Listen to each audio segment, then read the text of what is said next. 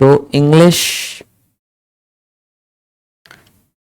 Is a group of words. और ये words कैसे होने चाहिए? Systematically arranged. सिस्टमेटिकली मतलब एक सिस्टम के हिसाब से व्यवस्थित, अरेंज्ड होने चाहिए।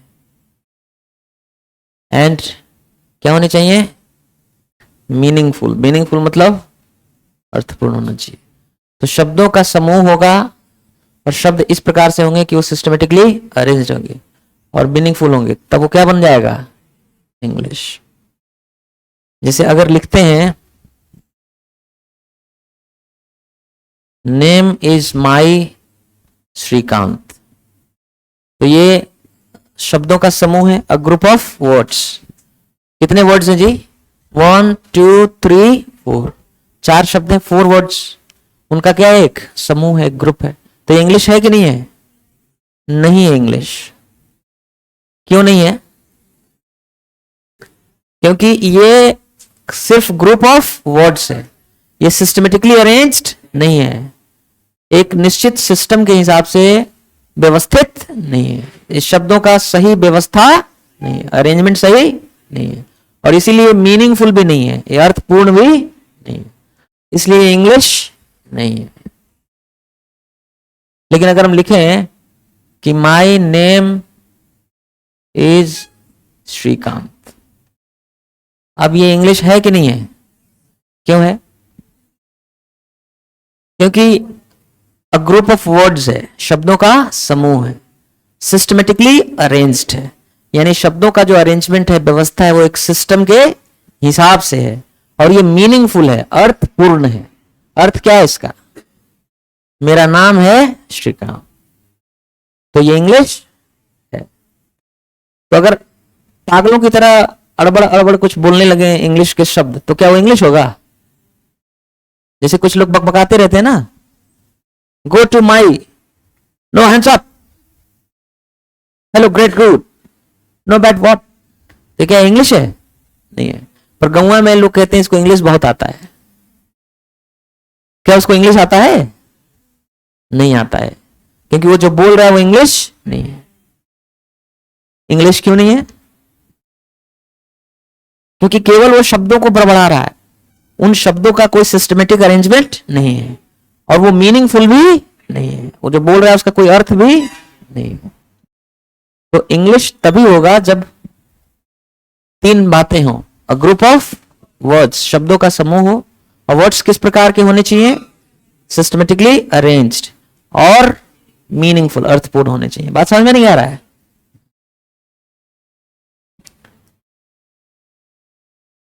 माई ऑल ड्रीम्स,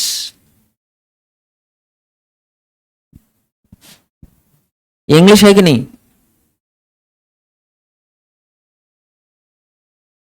मेरे सारे सपने, इंग्लिश है कि नहीं? इंग्लिश नहीं है। ऑल माई ड्रीम्स, मेरे सारे सपने, ये इंग्लिश। दुनिया में बहुत भाषाएं हैं ना भाई, कोई हिंदी बोल रहा है, कोई बंगाली, कोई उड़िया, कोई स्पेनिश, कोई टर्किश, कोई जर्मन, कोई अरबी, कोई फारसी, कोई मलयालम, कोई तमिल। तो इन भाषाओं का इंग्लिश से कोई लेना देना नहीं। हम जो बोल रहे हैं हिंदी, उसका इंग्लिश से कोई लेना देना है? कोई लेना देना नहीं है। दोनों के बीच जमीन और आसमान का फर्क है। जब हमने लिखा कि माई ऑल ड्रीम्स, तो आपको क्या लगा कि माई मतलब मेरे, ऑल मतलब सारे, ड्रीम्स मतलब सपने, मेरे सारे सपने। अरे हाँ हाँ हाँ, ठीक है, इंग्लिश है। समझ आ क्या रहा है? जैसे हिंदी में बोलना होता है कि उसने मेरे नाक में दम कर रखा है, तो he has put force in my nose, ऐसा बोलते हैं क्या इंग्लिश? कि उसने मेरे नाक में फोर्स कर दिया है। तो क्या होता है कि अंग्रेजी हम लोग क्यों नहीं सीख पा रहे हैं? प्रॉब्लम कहां है? हम लोग अंग्रेजी के शब्दों का, सॉरी, हिंदी के शब्दों का हम क्या करते हैं? अंग्रेजी में चेंज ट्रांसलेट कर देते हैं उसको। मेरे, माई, सारे, ऑल, सपने, ड्रीम्स। तो माई ऑल ड्रीम्स ये कुछ नहीं है, इंग्लिश ही नहीं है।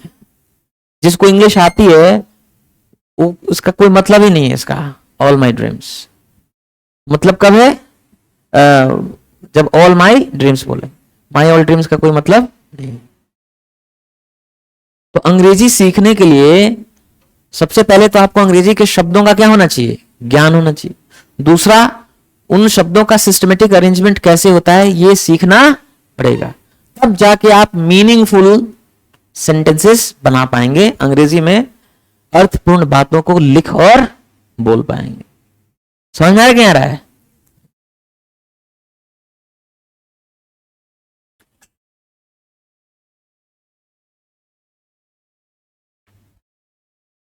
Where is he going? क्या इंग्लिश है? ये इंग्लिश है, इसका मतलब है वह कहां जा रहा है। इंग्लिश इसलिए है क्योंकि अ ग्रुप ऑफ वर्ड्स शब्दों का समूह है, सिस्टमेटिकली अरेंज्ड है और इसका कोई अर्थ निकल रहा है, मीनिंगफुल है, इसलिए ये इंग्लिश है।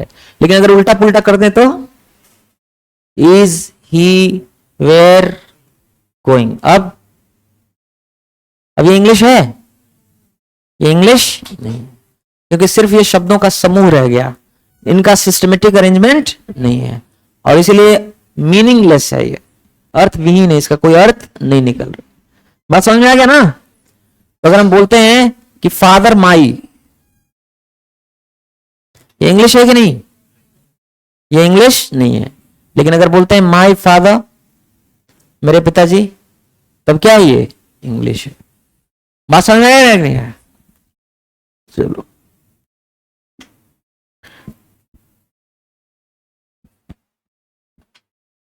तो बताइए इंग्लिश किसको बोलोगे? अ ग्रुप ऑफ वर्ड्स शब्दों का समूह, सिस्टमेटिकली अरेंज्ड, यानी शब्द कैसे होने चाहिए? सिस्टमेटिकली अरेंज्ड एंड मीनिंग, तभी क्या होगा? इंग्लिश। तो इसका मतलब है कि दो ही चीजें हैं अंग्रेजी में, एक क्या है? शब्द हैं, और दूसरा उनका क्या है? Systematic arrangement. दो ही चीज सीखना है आपको। एक तो आपको शब्द सीखने हैं और दूसरा आपको शब्दों का सही अरेंजमेंट कैसे होगा ये सीखना है कि नहीं? अंग्रेजी सीखने के लिए ये दो चीजें सीखनी है। तो इंग्लिश में शब्द हैं कितने? कितने शब्द हैं? 70,000 शब्द हैं। इन्हीं से मिलकर पूरा इंग्लिश बना हुआ है। जितना कुछ लिखते हैं, बोलते हैं, पढ़ते सुनते हैं, वो सब कितने शब्दों से मिलकर बना है? 70,000 शब्दों से। 70,000 वर्ड्स। लिख तो नहीं रहे हो ना? कलम और कॉपी की जरूरत नहीं है अगले 10 दिन तक, खाली हाथ आना है। नो कॉपीज नो पेन्स, ठीक है? सत्यनारायण भगवान की कथा है, बीच में समय समय पर श्यावर रामचंद्र की जय करते रहना है, ठीक है? क्योंकि ऐसी कौन सी चीज मैं बता रहा हूं जो आपको लिखने की जरूरत है, जो आपको समझ में नहीं आ रहा है? कोई ऐसी चीज बताया मैंने? एक ही बात को कितनी बार बता रहे हैं? 5 बार 6 बार बता रहे हैं कि नहीं बता रहे? English is a group of words systematically arranged and meaningful. English is a group of words, दोहराओ, English is a group of words systematically arranged and meaningful. A group of words मतलब शब्दों का समूह, सिस्टमेटिकली अरेंज मतलब एक system के हिसाब से व्यवस्थित या सही क्रम में व्यवस्थित, और मीनिंगफुल का मतलब होता है अर्थपूर्ण। यही है इंग्लिश। समझ में आ रहा नहीं आ रहा है? तो इंग्लिश में दो बातें हम सीखेंगे, एक तो शब्दों को सीखना है और दूसरा उन शब्दों का सिस्टमेटिक अरेंजमेंट, सही क्रम व्यवस्था क्या होगा वो सीखना है।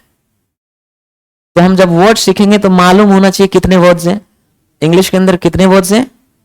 70,000, 70,000 वर्ड्स।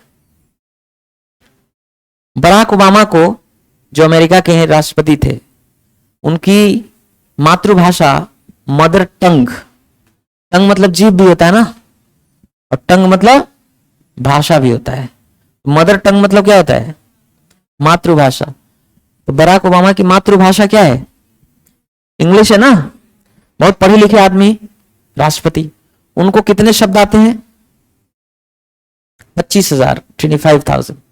कितने शब्द आते हैं? 25,000। शशि थरूर है ना, उनकी अंग्रेजी बहुत अच्छी है, तो उनको कितने शब्द आते हैं? 28,000। कितने शब्द आते हैं? 28,000। बराक ओबामा से थोड़ा ज्यादा। बात समझ में आ रहा कि नहीं आ रहा है? आपको कितने शब्द आते हैं? आप में से कोई ऐसा व्यक्ति नहीं है जिसको 5,000 से कम शब्द आते हो। आप में से जो घोर पापी है, अधम, एकदम नीचे वाला आदमी, उसको भी कम से कम कितने शब्द आते हैं? 5,000, 5,000 वर्ड्स। समझ में आ रहा ना? ट्रेन आता है आपको? ट्रेन, ट्रैक बात मालूम है? Car, good, bad, shop, road, tree, leaf, T shirt, shirt, pants, nose, eye, ऐसा मालूम है ना? ये सब के सब क्या है? English. Bench, table, chair, light, sky, aeroplane, ये सब क्या है? इंग्लिश। आप कितना भी बच लीजिए, पर अंग्रेजी का वायरस आपको लगना तय है।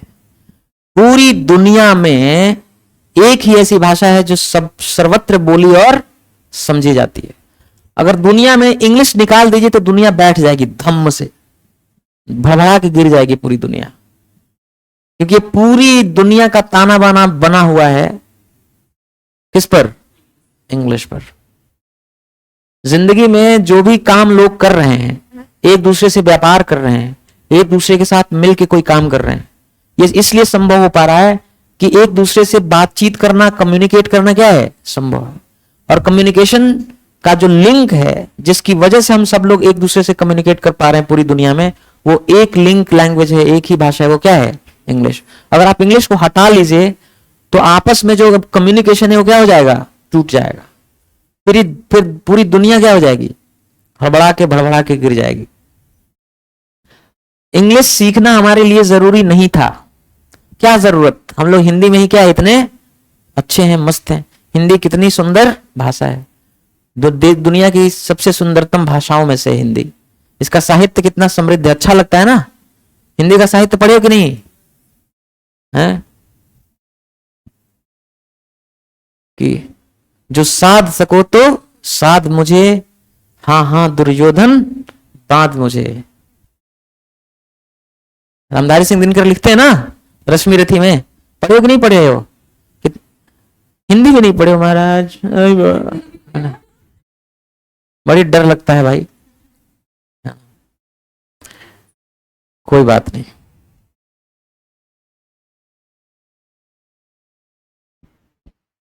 अंग्रेजी सीखने की जरूरत क्यों पड़ी हमें? अंग्रेजी हमारी जरूरत बन गई है। अंग्रेजी नहीं सीखेंगे तो हम नौकरी नहीं पाएंगे, काम नहीं कर पाएंगे, पैसा नहीं कमा पाएंगे, है कि नहीं? बिना अंग्रेजी के दुकान चलाना भी संभव नहीं। आप देख लीजिए, भारत में सबसे ज्यादा अंग्रेजी कहां बोली जाती है? भारत में। दुनिया का सबसे बड़ा गढ़ है इंग्लिश का कौन? इंडिया। दूसरे नंबर पे कौन आता है? अमेरिका। तीसरे नंबर पे ब्रिटेन। चौथे नंबर पे ऑस्ट्रेलिया या कनाडा। तो इंग्लिश का सबसे बड़ा गढ़ कौन है?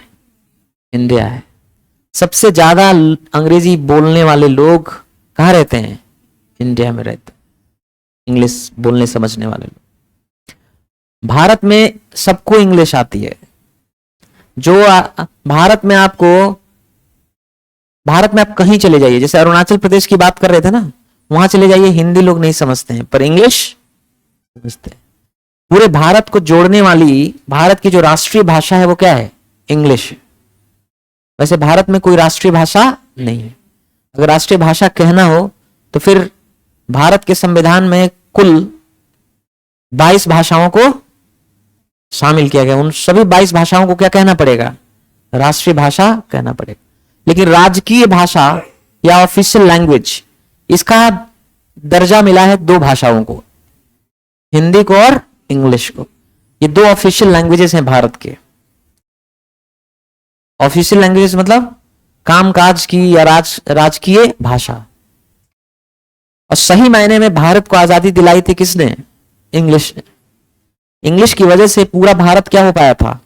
जुड़ पाया था और आपस में मिलके स्वतंत्रता आंदोलन करे थे, अंग्रेजों को भगाया था। अब भारत को जोड़ने वाली जो भाषा है वो कौन सी है? इंग्लिश। इंग्लिश की वजह से पूरा भारत एक दूसरे से क्या है? जुड़ा हुआ है। वरना दूर दराज, बहुत बड़ा देश है ना भारत, दूर दराज के क्षेत्रों में अगर इंग्लिश ना होता तो लोग कैसे एक दूसरे से बातचीत करते? तो अंग्रेजी बहुत जरूरी है भारत में।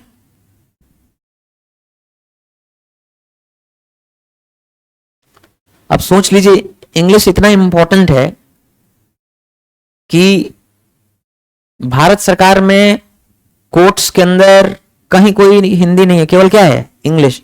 इंग्लिश मैंडेटरी है। अंग्रेजी आपको बोलना ही पड़ेगा। अंग्रेजी में ही कई हाई कोर्ट सुनवाई ही नहीं करेंगे आपकी अगर कोई दूसरा भाषा बोलेंगे तो। केवल किस में करेंगे? अंग्रेजी। यहां तक कि आप सोच लीजिए कि केंद्र सरकार में जो भी काम करना है वो सब किस में करना है? इंग्लिश में। अगर मान लीजिए मेरे पास ताकत हो और हम आपको भर्ती कर दें तो आप काम कर पाएंगे? मान लो अगर हमारे पास अधिकार हो कि हम आपको नौकरी दे सकें, तो अगर हम आपको नौकरी दे दें और ऑफिस में बिठा दें तो आप काम कर सकेंगे? आप खुद सोचो, अभी आपको मैं बना दिया आपको असिस्टेंट सेक्शन ऑफिसर, आप काम कर लोगे? नहीं काम कर पाओगे, परेशान हो जाओगे, क्योंकि आपको डाक मिलेगा, रिसीट मिलेंगे। जिस डेस्क पे आप काम करेंगे, जो आपकी सीट पोस्ट होगा ना, पोस्टिंग होगी, वहां पे इंग्लिश में सब डाक आएंगे, रिसीट्स आएंगे। तो इंग्लिश में पढ़ना पड़ेगा, इंग्लिश में ही उसका जवाब देना पड़ेगा। काम नहीं कर पाओगे ना। इसीलिए सोच लो कि एग्जाम में इंग्लिश कितने नंबर का है? 45 क्वेश्चन है, 135 नंबर का है। और जीएस कितने नंबर का है? 25 क्वेश्चन है, 75 नंबर का है। समझ में नहीं आ रहा है? कि इसके लिए कितने घंटे मिलेंगे आपको? 1 घंटा। अरे यार, मैथ्स 30 क्वेश्चन है, 19, और रीजनिंग 30 क्वेश्चन है, कितने नंबर? 90 नंबर। ये कितने का है? ये भी 1 घंटे का। 1 घंटे में बंद हो जाता है, दूसरा सेक्शन खुल जाता है। ये मैं टीयर 2 बता रहा हूं। कौन सा इस एग्जाम बता रहा हूं? टीयर 2। हर क्वेश्चन के 4 ऑप्शन होते हैं ना, सही ऑप्शन को क्या करना पड़ता है? टिक करना पड़ता है। टीयर 1 एग्जाम की बात नहीं करनी, क्योंकि टीयर 1 इसी का बच्चा है। पहले ही दिन से किस एग्जाम की तैयारी करनी है? टीयर 2। टीयर 2 एग्जाम का बच्चा है कौन? Tier 1 exam. इसमें इंग्लिश, मैथ्स, रीजनिंग, जीएस सब 1 घंटे का पेपर होता है। ये सब के कितने कितने क्वेश्चन होते हैं? 25-25 क्वेश्चन होते हैं, 2-2 नंबर के। कितना हो गया? 50। 200 नंबर का पेपर। इसमें अगर आपने 145 कर लिया, 150 कर लिया तो क्या हो गया? चले। अब इसमें लोग 160, 170 करते हैं, 180 करते हैं। इसका महत्व खत्म हो गया। जैसे आपने इस एग्जाम को क्वालिफाई किया, अब आप कहां पहुंच गए? टीयर 2। जब देने जाएंगे तो सबसे पहले मैथ्स और रीजनिंग का सेक्शन खुलेगा। 1 घंटे का पेपर है, 30 question maths, 30 question reasoning. 60 question के लिए 60 मिनट का टाइम है। इधर 70 क्वेश्चन के लिए 60 मिनट का टाइम है, इंग्लिश और जीएस में। 390 नंबर का एग्जाम हो गया ना ये। इसमें 300 नंबर लाएंगे तो आपकी नौकरी हो जाएगी। हम लोग 11 महीना में 330 करा देंगे आपको, इस बात की गारंटी है। नहीं कराएंगे तो 10 लाख रुपए ले लेना हमसे। पूरी दुनिया में हमारा डंका बज रहा है, भारत से बाहर भी। ठीक है, 330 नंबर आप कर लेंगे, क्योंकि ये एग्जाम बच्चों का एग्जाम है। 7th 8th 9th 10th का मैथ्स, इंग्लिश, रीजनिंग, जीएस है। 8वीं 9वीं का बच्चा भी 320 कर रहा है इसमें, बिना पढ़े लिखे। इतना आसान पेपर है। इस एग्जाम को देने के लिए आईआईटी के लोग बैठ रहे हैं, दिल्ली यूनिवर्सिटी के बच्चे बैठ रहे हैं, एसआरसीसी, सेंट स्टीफेंस, उनसे हो नहीं रहा है, होगा भी नहीं उनका। जितने तेज लोग हैं, इंटेलिजेंट लोग, उनसे ये एग्जाम नहीं निकलेगा। ये एग्जाम उसी के निकलेगा जो एकदम पढ़ने में भोंदू हो, भैंस चराने वाला आदमी। क्योंकि इस एग्जाम का चाबी कुंजी क्या है? Consistent work. इस एग्जाम ये बहुत आसान है, सब कुछ आसान पढ़ना है, इसमें इंटेलिजेंस की जरूरत नहीं है। इंटेलिजेंस की जरूरत पड़ती है जब कोई कठिन चीज, जटिल चीज समझना हो, पढ़ना हो। इसमें कोई चीज जटिल पढ़ना और समझना ही नहीं है, सब बहुत आसान आसान है। तो इसको समझने के लिए भोंदू से भोंदू आदमी भी क्या कर लेगा? समझ लेगा। अब जीतेगा कौन? नौकरी किसकी होगी? तो जो आदमी 9 घंटे 8 घंटे की पढ़ाई रोज करेगा। तेज लोग नहीं कर पाते 8 घंटे की पढ़ाई रोज, क्योंकि उनको लगता है कि मुझे आ रहा है, सब आसान है यार, क्या पढ़ूं मैं। समझ में नहीं आ रहा है? तो जो पढ़ने में भोंदू होगा, कमजोर होगा, उसी की नौकरी होगी, इंटेलिजेंट लोगों की नौकरी नहीं होगी। आप में से कितने लोग हैं जो भोंदू हैं? हाथ उठाओ। बाकी तुम सब तेज हो क्या? तो तेज वालों का बहुत खतरा है, तेज वालों का एसएससी सीजल नहीं होता है। भोंदू लोगों का ही बैठो, हाथ उठा, बस बंद करो, है ना? समझ में आ क्या आ रहा है? तो आप जब मुझसे पढ़ने आए हैं, यहां पे पढ़ने आए हैं, तो 11 महीने में कितना कर लेंगे आप? 330। और इस बात की क्या है? गारंटी। आओ बॉन्ड पेपर पे लिख के दे देते हैं, 11 महीने में एसएससी सीजल सेलेक्ट हो जाओगे। आपसे मांग क्या रहा हूं मैं? इंटेलिजेंस नहीं मांग रहा हूं, कंसिस्टेंट वर्क मांग रहा हूं। 8 से 9 घंटे की रोज पढ़ाई। ये मत कहना कि शादी में ब्याह में जाना है, त्योहार में जाना है। कोई छुट्टी, शादी, ब्याह, त्योहार नहीं। अगर करना हो तो प्लीज मत आना कल से, ठीक है ना? अगर तुमको शादी ब्याह ये वो करना हो तो प्लीज मत आइएगा। आप यहां तभी आइएगा जब आप 8 से 9 घंटे की रोज क्या कर सकें? पढ़ाई। क्योंकि हमको तेज लोगों से नफरत है और उनकी जरूरत नहीं है मुझे। तेज लोगों के साथ ये प्रॉब्लम है, वो अपने आप को चाणक्य समझते हैं, और जो चाणक्य समझता है ना, वो एसएससी सीजल में नौकरी नहीं पाता, चौराहे पे घूमता है 3 साल 4 साल 5 साल। यूट्यूब देख कर करके, यूट्यूब देख, अच्छा यूट्यूब जब में जो कोई वीडियो बनाता है उसको देखने वाले 10 लाख लोग हैं। अब वैकेंसी कितनी है? 15-20 हजार है सीजल में। 40 से 50 हजार वैकेंसी है अगर सीपीओ, एसआई, सीएचएसएल, एमटीएस और सीजल ले लें तो 50-60 हजार वैकेंसी है हर साल। 50-60 हजार वैकेंसी में इलाहाबाद का कम से कम हक बनता है 6-7 हजार सिलेक्शन होना चाहिए हर साल। यहां तो 200 सिलेक्शन नहीं है, तो मैं 5,000 सिलेक्शन कराऊंगा हर साल यहां से आने वाले समय में, 2025 में, 26 में। आप में से जितने लोग बैठे हैं सबका सिलेक्शन करा देंगे। जो छू गया मुझसे, हम लोग पारस मनी है, जिसको छू देंगे वो क्या बन जाएगा? सोना बन जाएगा। हम तुम्हें छू दिए, अगर 11 महीने तुम हमारे पास रह गए तो तुम एसएससी सीजल की नौकरी पा जाओगे, और इस बात की गारंटी है। संदेह करने वाले या कहने वाले कि फेंक रहे हैं, ये गलत बोल रहे हैं, तो तुलसीदास ने ऐसे लोगों के लिए एक बात लिखी है कि सकल पदार्थ यही जगमाही, कर्महीन नर पावत नाही। अभागा उसी को बोलते हैं। अभागा वो होता है जो भंडार घर में रह करके भी भूखा मर जाता है, मीठे पानी के तालाब के पास रह के भी प्यासा मर जाता है। समझ में आ रहा है कि नहीं आ रहा है? तो अभागा नहीं बनना है। इतने बड़े देश के अंदर तुम्हें कोई ऐसा व्यक्ति मिल गया, कोई ऐसा संस्थान मिल गया। हम लोग सिर्फ एसएससी के लिए पढ़ा रहे हैं, कोई और एग्जाम के लिए नहीं पढ़ाते, और हम लोग सफल लोग हैं। ऑल इंडिया टॉपर हूं मैं 2010 का। जब 2010 में मैं नौकरी कर रहा था तो गगन प्रताप 6ठी क्लास में था, अभिनय शर्मा 11वीं क्लास में था, नीतू सिंह तैयारी कर रही थी पीसीएस की, ट्यूशन पढ़ाती थी, और तब मैं नौकरी कर रहा था। 2008 में, उससे 2 साल पहले एसएससी की किताब लिख दिया था। मैं बहुत बुढ़वा हूं। 2004 में 200 लोगों को मैंने नौकरी दी थी एयरफोर्स और नेवी में, 2004 में। तब जन्म लिए थे ना तुम? हाँ। तो पूरी जिंदगी मेरे मैंने यही काम किया है, केवल नौकरी दिया है, नौकरी दिलवाया है, लिया है। तो ये एग्जाम बहुत ही आसान है। और कितना आसान है? दुनिया का सबसे आसान एग्जाम, भारत का सबसे आसान एग्जाम है SSC CGL. UP police constable का एग्जाम इससे 10 गुना कठिन है। एसएससी सीजीएल का एग्जाम सबसे आसान एग्जाम है पूरे भारत का। जो इसको नहीं किया वो कुछ नहीं करेगा, इतना आसान एग्जाम है। अब ये क्यों नहीं हो रहा है? क्योंकि लोग चाणक्य हैं, तेज हैं, है ना। वो अपने आप को बहुत क्या समझते हैं? लाल बुचक्कर।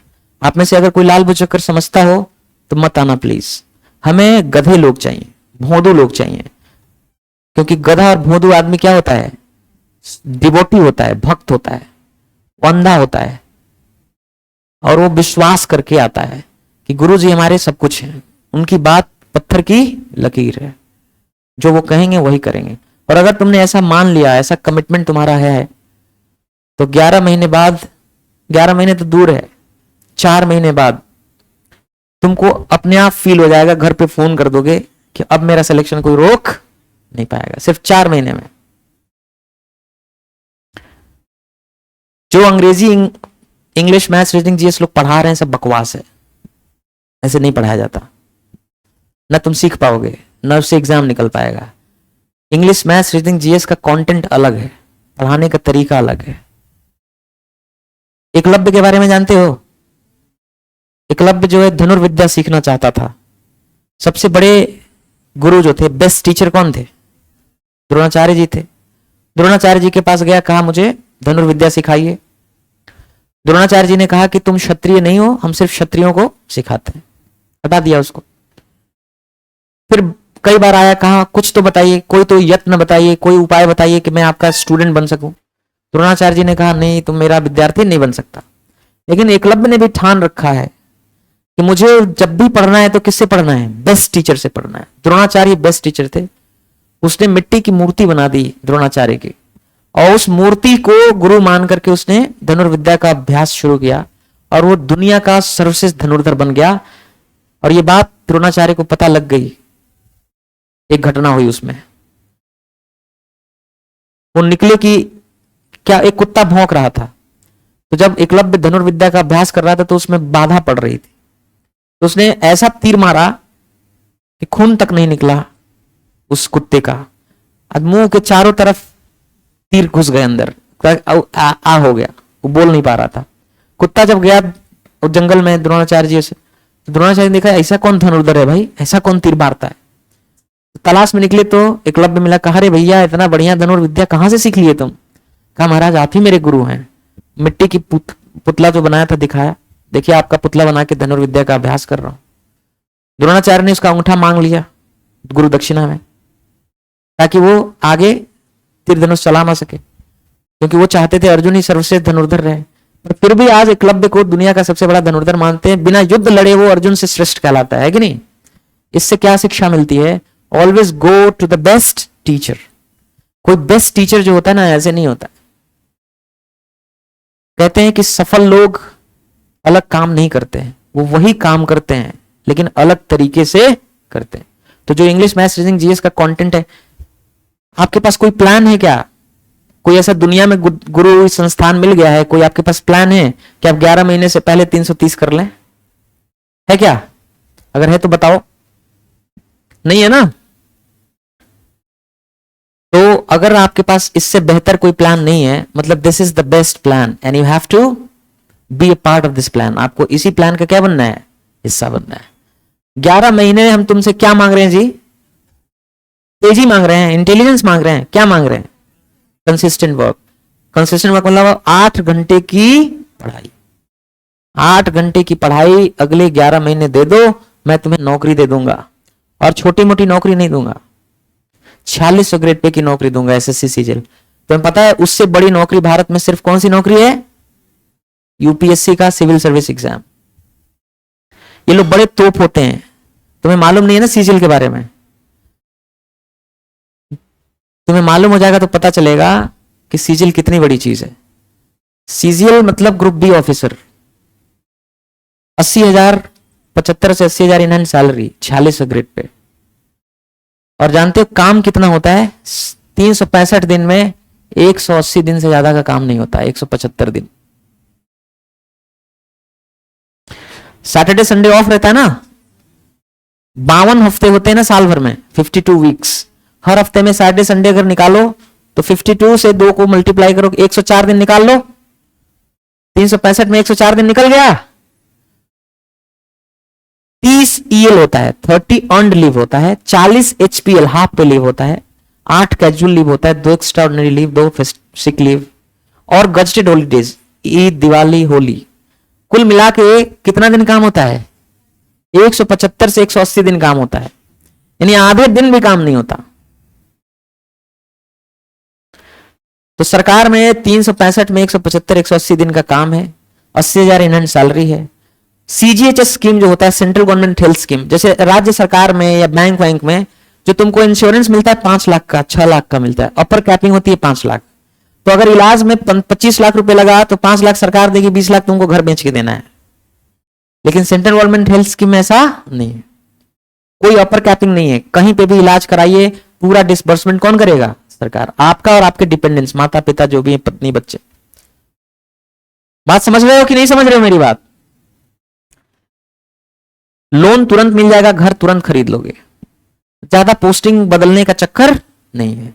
प्रतिष्ठा इतनी है, जो north block south block president house देखते हो ना, उसमें आईएएस अधिकारी को बैठने का मौका नहीं है, उसमें तुम ही बैठते हो। ये तो कुछ एक आध आईएएस आईपीएस ऑफिसर जो मौका मिलता है उनको 5 साल डेपुटेशन पे काम करने का, वहां जाके बैठ रहे हैं। तुम पावर सेंटर में बैठते हो, तुम बहुत पावरफुल आदमी हो। पावर का पता कब चलता है? जब मैं यूपीएससी में था ना, मेरे सामने एसडीएम डिप्टी एसपी कभी बैठते नहीं थे। ठीक है, कितने पावरफुल हो, कितना, मतलब हम क्या ही बताएं इसका, बहुत बड़ा पोस्ट है। 4 साल में 5 साल में तुम अगला पोस्टिंग हो जाएगा 5400 ग्रेड पे, सुपरिटेंडेंट बन जाओगे, सेक्शन ऑफिसर बन जाओगे। उसके 8 साल बाद अंडर सेक्रेटरी बन जाओगे, यानी 13 साल में आईएएस अधिकारी बन गए। आईएएस अधिकारी कैसा आईएएस अधिकारी? सीनियर। अच्छा, 13 साल में अपने आप सैलरी बढ़ती चली जा रही है तुम्हारी। बात समझ में आ रहा है? तुम्हें बुढ़ापे की चिंता नहीं है, पेंशन, ग्रेचुइटी सब बन रहा है कि नहीं तुम्हारा? मेरी बात कुछ समझ में आ रहा है आपको?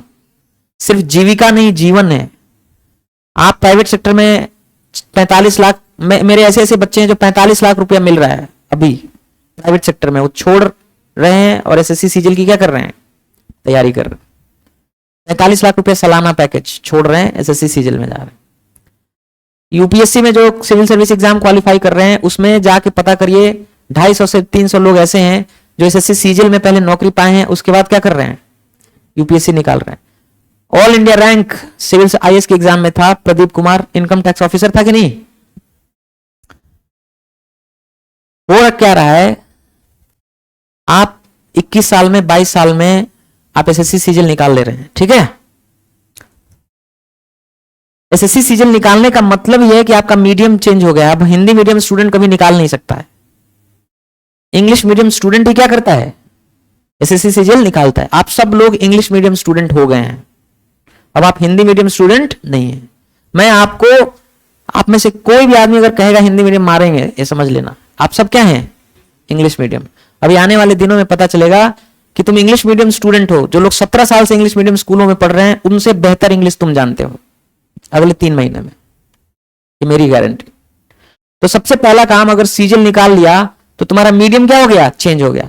और इंग्लिश मीडियम अगर हो गया ना, तो आईएएस की तैयारी तुम्हारे लिए बहुत माकूल हो गया, क्योंकि 99% आदमी, 98% आदमी इंग्लिश मीडियम से ही आईएएस निकालता है। हिंदी मीडियम वालों का आईएएस नहीं हो रहा है।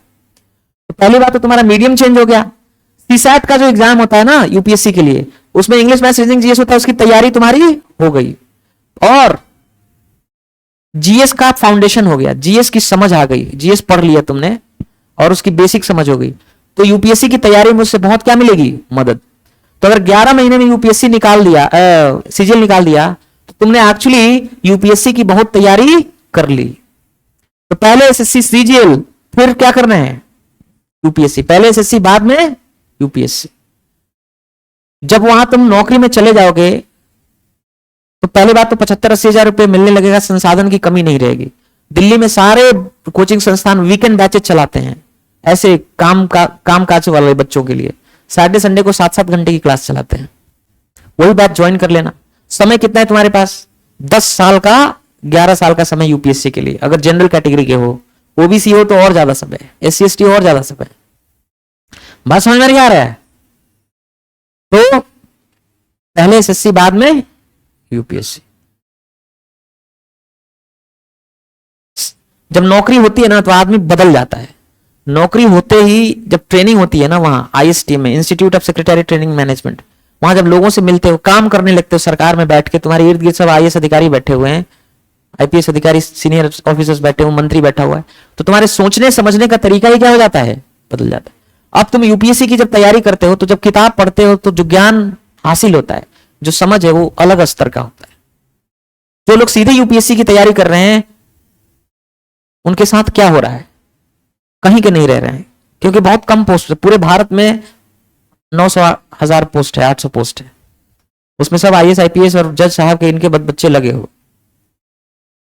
तो क्या होता है ना कि 1000 आदमी में 1-2 आदमी की कहानी यूट्यूब पर आती है कि हिंदी माध्यम का गरीब छात्र था, ये हो गया। अरे भाई, उसके पीछे पूरा बैकग्राउंड चेक करो,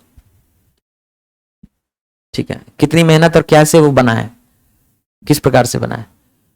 असफल लोगों की कभी कहानी सुने हो, जो लाखों तबाह हो जा रहे हैं उनकी कहानी सुने?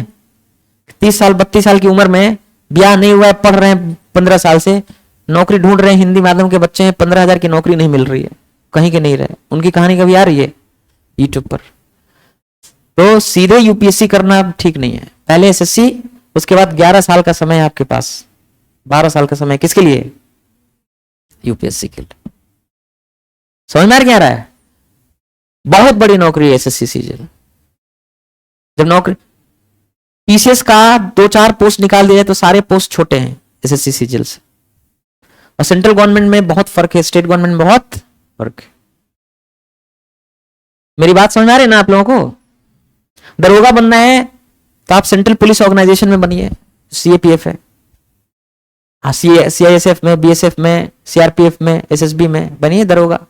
वहां ड्यूटी आवर्स फिक्स्ड है। यूपी पुलिस का दरोगा नहीं है कि वर्दी चढ़ गया तो 24 घंटा ड्यूटी है, अब कोई छुट्टी ये वो सब नहीं है। कभी किसी थाने में जाओ, जो एसआई है उसके लिए बैठने की सीट होती है? नहीं होती है। एसआई के बैठने की सीट नहीं होती, उसको खड़ा होना होता है। आप चले जाइए थाने में,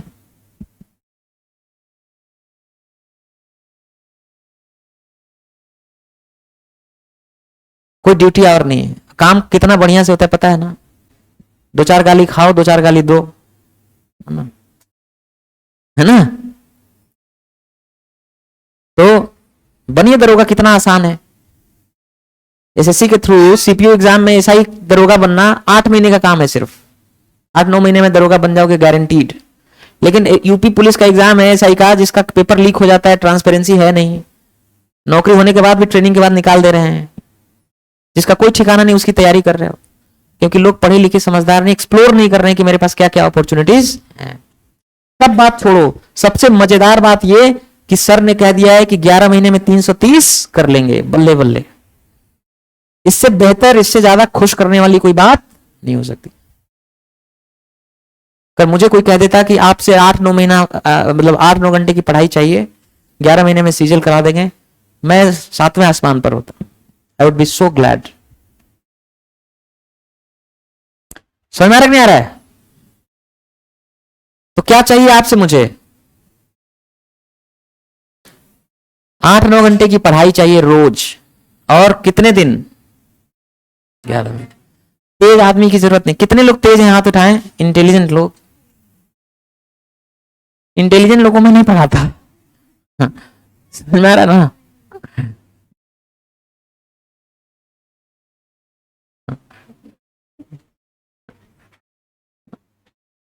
ठीक है, भोंदू आदमी चाहिए। देखो क्या है, ऑनलाइन में पढ़ाऊं, मजा आता है ऑनलाइन में। 30,000 बच्चा पढ़ रहा है, अगर 1300 रुपये फीस है इंग्लिश के कोर्स की। 100 घंटे का कोर्स मैंने रिकॉर्ड कर दिया है। 30,000 13 से मल्टीप्लाइड करो, 3,90,00,000 रुपए, 4 करोड़ रुपया। कोई भी टीचर जो पैसा कमाना चाहता है ऑफलाइन कभी नहीं पढ़ाएगा। पैसा कमाने वाला शिक्षक हमेशा क्या पढ़ाएगा? ऑनलाइन। ज्यादातर शिक्षक को देखो कोई ऑफलाइन नहीं पढ़ा रहा है। ऑफलाइन में कुछ नहीं है, पैसा वैसा कुछ नहीं है। ऑनलाइन में मजा है ना। अगर हम 50,000 सब्सक्राइबर है, 1,300 रुपए भी फीस है, 6.5 करोड़ रुपया हुआ ना। 100 घंटे की क्लास रिकॉर्ड कर दी, कुछ नहीं होता 100 घंटे पढ़ा के चले। यहाँ तो 350 घंटे लग रहे हैं ऑफलाइन पढ़ाने में, और 1 रुपया नहीं बच रहा है, जेब से तुम्हें पढ़ाना पड़ रहा है। इतना महंगा है। 7.5 लाख रुपया हर महीने का खर्चा है कोचिंग चलाने का। मुझे इलाहाबाद में कम जानते हैं लोग, देश में ज्यादा जानते हैं। 15 राज्य के बच्चे यहां पढ़ने आते हैं। असम, बंगाल, उड़ीसा, हिमाचल प्रदेश, हरियाणा, दिल्ली, उत्तराखंड, राजस्थान, झारखंड, बिहार, एमपी, छत्तीसगढ़, महाराष्ट्र, आंध्र प्रदेश। तो मुझे क्या पढ़ाना चाहिए? केवल ऑनलाइन पढ़ाओ। साल भर में 10 करोड़ रुपए लपेट दो, है ना, घर पे बैठे बैठे। मैं तो नाश्ता करते हुए पढ़ाता था, है ना। पर पैसा बहुत है मेरे पास, नहीं चाहिए। क्या चाहिए मुझे? जीवन में सार्थकता, मेरी कोई कहानी होनी चाहिए, है ना। मेरी नौकरी दिल्ली में थी, मैं वहीं नहीं पढ़ा सकता था? वहां भी तो एसएससी सीजीएल की कोचिंग पढ़ा सकता था। उससे बेहतर जगह, इससे तो वो जगह बेहतर है। पर मैं क्यों छोड़ के इलाहाबाद आया? क्योंकि मुझे भोदू लोगों के जीवन में कुछ करना है। इन पत्थरों को, गधों को अगर बना दिया जाए एसएससी सीजीएल अधिकारी, तब कहानी बनेगी ना।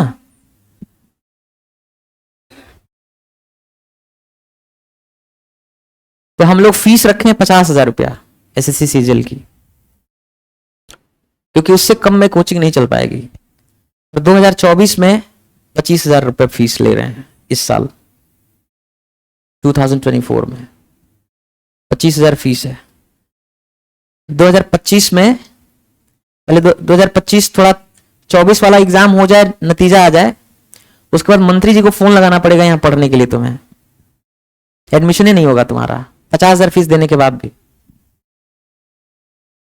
है। इतनी भीड़ होगी ना, कोटा है, एसएससी का कोटा इलाहाबाद बना देंगे। पूरे हिंदुस्तान, केरला से लेकर के ईटानगर तक, नागालैंड, मिजोरम का बच्चा पढ़ रहा है ऑनलाइन ना, वो ऑफलाइन पढ़ने आएगा। क्योंकि सबको बता चुके हैं, ऑफलाइन मतलब सिलेक्शन की गारंटी, ऑनलाइन मतलब समय क्या खराबी। ऑनलाइन 50 लाख लोग पढ़ रहे हैं। नौकरी कितने की होती है? 15,000 की। और ऑनलाइन वालों की नौकरी हो भी नहीं रही है। नौकरी हो भी किसकी रही है? ऑफलाइन। ऑनलाइन समय खराब करना है। लोग सिनेमा और पढ़ाई एक कर दिए हैं। जब फिल्म देखते हैं तो मौज मनोरंजन के लिए देखते हैं ना। सिनेमा में हर चीज याद करने की जरूरत नहीं पड़ती, पर जब लर्निंग या सीखने हैं तो उसमें हर चीज याद करने की जरूरत पड़ती है। लर्निंग की प्रक्रिया क्या है? एक चीज को 15 बार बोलना पड़ता है, कॉपी चेक करनी पड़ती है, खड़ा करा के पूछना पड़ता है, नहीं आया तो रिवीजन के लिए टाइम देना पड़ता है, मारना पड़ता है, इंश्योर या सुनिश्चित करना पड़ता है कि आपको आ गया, तभी आगे बढ़ना होता है। पढ़ाई ऐसे होती है। ये नहीं कि हम ही मैथ्स का सवाल लिख रहे हैं, हम ही सॉल्व कर रहे हैं, हम ही आंसर निकाल रहे हैं और आप खुश हो रहे हैं। आपको कलम थमा देंगे तो अभी निकल जाएगा हवा। समझ में क्या रहा है? तो जितने ऑनलाइन पढ़ने वाले हैं वो चंडाल हैं, मूर्ख। ऑनलाइन कौन पढ़ता है? जिसकी 85% तैयारी है, अभी भी पेपर में 300 नंबर कर देगा 390 में, वो आदमी ऑनलाइन पढ़ता है ताकि जो 15-20% का गैप है वो क्या हो जाए? प्लग हो जाए। यहां जो गधा जो उठ के आ रहा है ना गांव से, वो भी क्या पढ़ने लग रहा है? उसको ये नहीं समझ में आ रहा है। जैसे करियर विल से बहुत लड़के पढ़ते हैं। करियर विल 20 लाख बच्चों को पढ़ा रहा है मान लो, अब सिलेक्शन 20 लोगों का हो रहा है। तो गधेड़ा समझ में नहीं आ रहा है उसको, और 20 लोगों का इंटरव्यू दे लिख रहा है। अब इसको क्या लग रहा है इंटरव्यू देख करके, इसका हो गया, अब अगला नंबर मेरा है। साल भर, 2 साल, 3 साल, 4 साल गुजर जा रहा है, सूख के आंधी हो जा रहे हैं आम का, तब भी बुद्धि खुल नहीं रही है। जब नाश मनुष्य पर छाता है, पहले विवेक मर जाता है। और भगवान को कष्ट देना होता है तो मति पलटते हैं। चाणक्य बना देंगे। जो आदमी 18-20 साल का हो गया, जिसको कुछ नहीं आया, वो चाणक्य बनेगा जी? बहुत चाणक्य होता है तो 18-20 साल में जिंदगी में कुछ किया होता है ना। 18-20 साल में आके तुम्हें अगर बेसिक मैथ्स पढ़ना पड़ रहा है, मतलब तुम कुछ किए नहीं जीवन में पहले। अब चाणक्य बनने से कुछ होगा नहीं।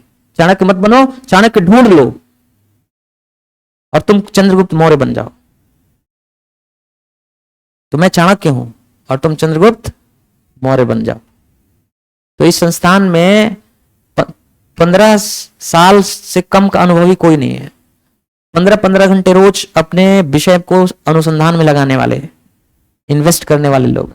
हम लोगों ने जो कोर्स स्ट्रक्चर बनाया है वो अनोखा कोर्स स्ट्रक्चर है। सबसे बड़ी चीज जो हम पढ़ा रहे हैं वो दुनिया में कहीं नहीं है, ना किसी किताब में, ना कोई मास्टर साहब पढ़ाएगा। एकदम फुल प्रूफ तरीके हैं जो एग्जाम में लगेंगे या बहुत कम समय लगेगा, सब आसान है। तो हम लोग सबसे पहले क्या पढ़ेंगे जी? इंग्लिश और रीजनिंग। रीजनिंग की 45 मिनट की क्लास होगी, 20 मिनट आपको क्या करना है? घर पे देना है। और इंग्लिश की तो रीजनिंग रोज कितना हुआ? लगभग 1 घंटा हुआ ना। अगर 45 मिनट की क्लास है और 20 मिनट घर पे देने तो लगभग 1 घंटा हुआ ना। तो रोज आप 1 घंटा किसको देंगे? रीजनिंग को। और 7 घंटा किसको देंगे? इंग्लिश। 2 घंटे की क्लास होगी, घर पे 5 घंटा देना है। बात समझ में क्या रहा है? क्या पढ़ना है, कैसे पढ़ना है, वो सब बताएंगे, घबराना नहीं है। ये 3 महीने में क्या होगा? रीजनिंग क्या हो जाएगा? खत्म। 30 में 30 रीजनिंग करोगे, कोई भी पेपर हो। कितना करोगे? 30 में 30 रीजनिंग करोगे, सिर्फ कितने में? 3 महीने।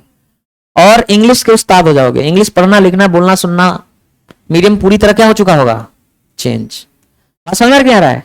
लेकिन इंग्लिश खत्म नहीं होगा 3 महीने में, 4 महीने में इंग्लिश खत्म होगा। कितने में? 4 महीने। लेकिन 3 महीने में अंग्रेजी तुम्हें पूरा आ चुका होगा। तो तीसरे महीने रीजनिंग जब खत्म होगी तो हम लोग क्या लेके आ जाएंगे? जीएस। और जीएस किस लैंग्वेज में पढ़ाएंगे? इंग्लिश में, जानबूझ के। क्यों? क्योंकि हम तुम्हें ऑलरेडी क्या कर चुके हैं? इंग्लिश का तगड़ा आदमी बना चुके हैं, मीडियम चेंज कर चुके हैं। तो जब तुमको जीएस पढ़ाएंगे इंग्लिश में तो कोई दिक्कत होगा नहीं। तो जानबूझ के जीएस इंग्लिश में क्यों पढ़ा रहे हैं? ताकि जीएस के साथ साथ इंग्लिश और क्या हो जाए?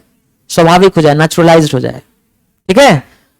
तो जीएस शुरू हो जाएगा तीसरे महीने में, और चौथे महीने में मैथ शुरू हो जाएगा जब खत्म होगा इंग्लिश। तो 10 महीने में कोर्स खत्म हो जाएगा। लास्ट के 1 महीने सिर्फ क्या कराएंगे? Practice practice, mock. तो 325 330 करा देंगे। कितने में? 11 महीने। सिलेक्शन की गारंटी। हम सिर्फ तुमसे 8-9 घंटे की रोज कंसिस्टेंट पढ़ाई चाहते हैं और कुछ नहीं। सब आसान है। हम लोग मारते भी हैं, मालूम है कि नहीं? कब मारते हैं? कोई आदमी अगर दिखाने लगा काम चोरी, आलस, सुस्ती, होमवर्क करके नहीं आया, खड़ा कराए, सवाल नहीं बताया, आंसर नहीं बताया, यानी ठीक से रिवाइज नहीं कर रहा है, ऑनेस्टी नहीं है, कमिटमेंट नहीं है, तो फिर हम मार देते हैं डंडा, बहुत तगड़ा।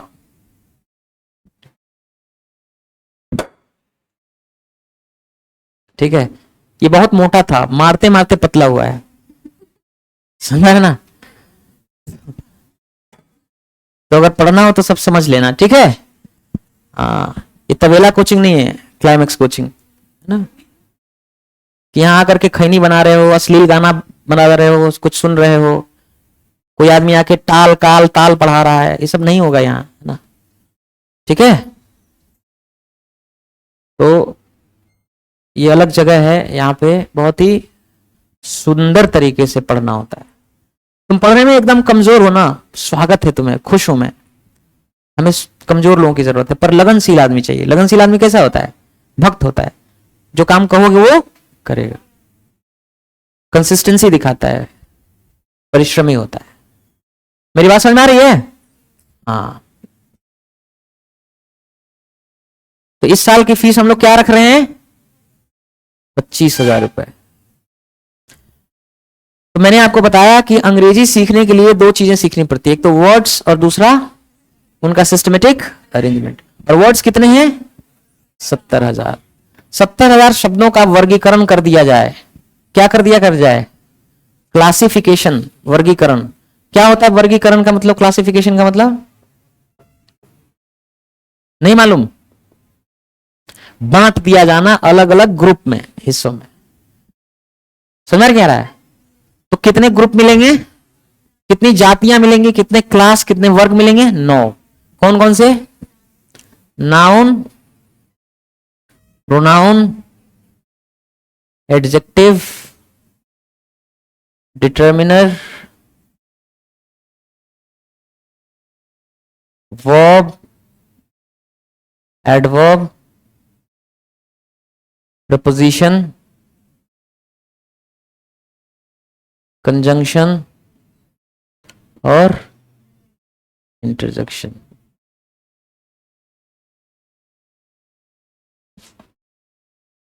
अच्छा, ये जो बंटवारा हमने किया किस आधार पर किया? फंक्शन के आधार पर, काम के आधार पर। कितने शब्द हैं जी? 70,000। तो अलग अलग शब्दों का अलग अलग काम होता है, अलग अलग फंक्शन होता है, और काम या फंक्शन के आधार पर हमने देखा कि 9 तरह के शब्द होते हैं। Noun, pronoun, adjective, determiner, verb, adverb, preposition, conjunction. समझ में आ रहा ना? हमें समझना है कि नाउन किस तरह के वर्ड्स होते हैं, ये क्या काम करते हैं। प्रोनाउन किस तरह के वर्ड्स हैं, ये क्या काम करते हैं। एडजेक्टिव किस तरह के वर्ड्स होते हैं, ये क्या काम करते हैं। डिटर्मिनर किस तरह के वर्ड्स हैं, ये क्या काम करते हैं। ये 9 तरह के शब्दों की क्या होनी चाहिए? पहचान होनी चाहिए। समझ में आ रही है मेरी बात? जैसे अगर मैंने लिखा कि माई फादर इज अपसेट, मेरे पिताजी नाराज, तो इसमें कितने वर्ड्स दिख रहे हैं आपको? 1 2 3 4, 4 शब्द दिख रहे हैं ना? तो हर शब्द किसी न किसी कैटेगरी से ही बिलोंग करता होगा, संबंध रखता होगा। अब शब्दों की कितनी कैटेगरी है? 9 कैटेगरी है ना? Noun, pronoun, adjective, determiner, verb, preposition, conjunction और इंटरजेक्शन। तो ये जो 4 शब्द हैं ये इन्हीं में से तो आए हैं ना? तो अभी आपको मालूम नहीं है पर मैं बता रहा हूं। जैसे नाउन है फादर, माई क्या है? डिटरमिनर है, इज क्या है? वर्ब है, अपसेट क्या है? एडजेक्टिव है। तो मुझे मालूम है इसलिए मैंने बता दिया ना, अभी आपको मालूम नहीं है। तो हमें क्या करना है कि 9 तरह के शब्दों के बारे में जानेंगे। अगला काम हमारा यही होगा कि हम इन 9 तरह के शब्दों के बारे में क्या करेंगे? जानेंगे कि नाउन किसको कहते हैं, क्या काम करता है। प्रोनाउन किसको कहते हैं, क्या काम करता है। एडजेक्टिव किसको कहते हैं, क्या काम करता है। इंटरजेक्शन क्या करता है। समझ में क्या आ रहा है? मैंने एक दिन डिक्शनरी उठाया और गिन लिया कि उसमें कितने वर्ड्स हैं किस कैटेगरी के। तो मैंने देखा कि प्रोनाउन 60 हैं, डिटर्मिनर 60 हैं, प्रीपोजिशन 80 हैं, कंजंक्शन 30 हैं, इंटरजेक्शन 30 है। मैंने देखा नाउन की कितनी एंट्रीज थी उसमें? 39,000। एडजेक्टिव्स कितने थे? 17,000। वर्ब कितने थे? 12,500। एडवर्ब कितने थे? 3,500। इस सबको जोड़ोगे तो कितने मिलेंगे? 70,000 शब्द। समझ में आ रहा है कि नहीं आ रहा है? हमें सबके बारे में जानना है कि नहीं जानना है जी? लेकिन हम सबसे पहले किसके बारे में जानेंगे? वर्ब के बारे में। वर्ब शब्द कितने हैं? 12,500। जानते हो वर्ब शब्द किसको कहते हैं? गो मतलब जाना, कम मतलब आना, स्टैंड मतलब खड़ा होना, लुक मतलब देखना, सी मतलब देखना, वॉच मतलब देखना, फ्लाई मतलब उड़ना, कुक मतलब पकाना, ब्रेक मतलब तोड़ना, बाई मतलब खरीदना, डाई मतलब मरना, लिव मतलब जीना, रन मतलब दौड़ना,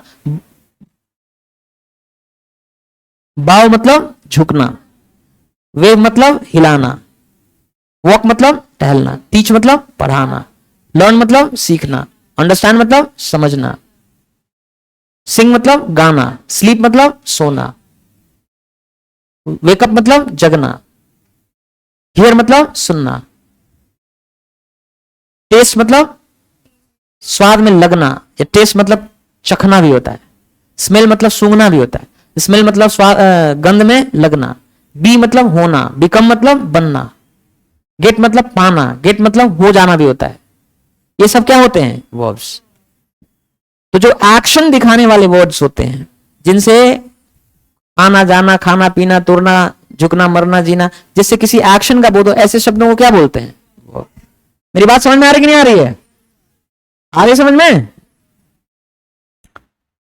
तो वर्ब जो होते हैं 12,500 हैं। ये 3 तरह के होते हैं। कितने तरह के? 3 तरह के। कौन कौन से? ट्रांजिटिव वर्ब, इनट्रांजिटिव वर्ब और लिंकिंग वर्ब।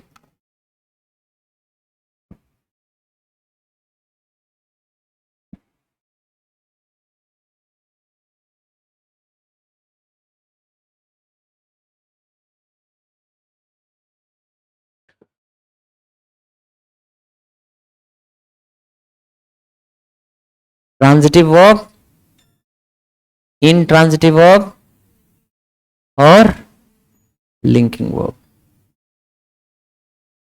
लिंकिंग वर्ब है 18, ट्रांजिटिव वर्ब है 8000, इंट्रांजिटिव वर्ब है 8000। टोटल जोड़ देंगे तो कितना होगा? 12500 होगा ना? ज्यादा हो गया क्या? असल में क्या है, ये ज्यादा इसलिए दिख रहा है कि वर्ब्स, एक ही वर्ब जो होता है ट्रांजिटिव भी हो सकता है और इंट्रांजिटिव, तो उसको आपने ट्रांजिटिव में भी गिन लिया और इंट्रांजिटिव में भी गिन लिया। उसकी गिनती कितनी बार हो गई? 2 बार। इसीलिए संख्या क्या लग रहा है? ज्यादा। वरना है कितने वर्ब? 12500। समझ में आ रहा है आपको? पूरा आ रहा है ना? तो 12500 वर्ब हैं और वो कितने तरह के हैं? 3 तरह के, ट्रांजिटिव वर्ब, इंट्रांजिटिव वर्ब और लिंकिंग। सबसे आसान क्या दिख रहा है इसमें? लिंकिंग, क्योंकि 18 है ना, तो इनको तो हम जुबान पे क्या कर सकते हैं? रख सकते हैं, रट लेंगे इनको। रट लेना ही सबसे बुद्धिमानी है ना? ये कौन से हैं? देखो, बी मतलब होना, बी मतलब होना, इज मतलब होना, एम मतलब होना, आर मतलब होना, वॉज मतलब होना, वर मतलब होना। ये बी क्रिया के ही अलग अलग क्या है? रूप है। सबका मतलब क्या होता है? होना। बिकम मतलब बनना। एक बात जान लो, जो अर्थ मैं लिख रहा हूं वो बहुत इंपॉर्टेंट है, क्योंकि एक शब्द के कई अलग अलग क्या होते हैं? अर्थ होते हैं। लेकिन जो अर्थ मैं लिख रहा हूं उसी अर्थ में क्या है? वो लिंकिंग वर्ब है। बात समझ में नहीं आ रहा है? लुक मतलब ना, लुक मतलब अगर देखना होगा तब लिंकिंग वर्ब नहीं होगा। लुक मतलब लगना। फील, फील मतलब लगना। अपीयर मतलब लगना। सीम मतलब लगना। साउंड मतलब लगना आवाज से।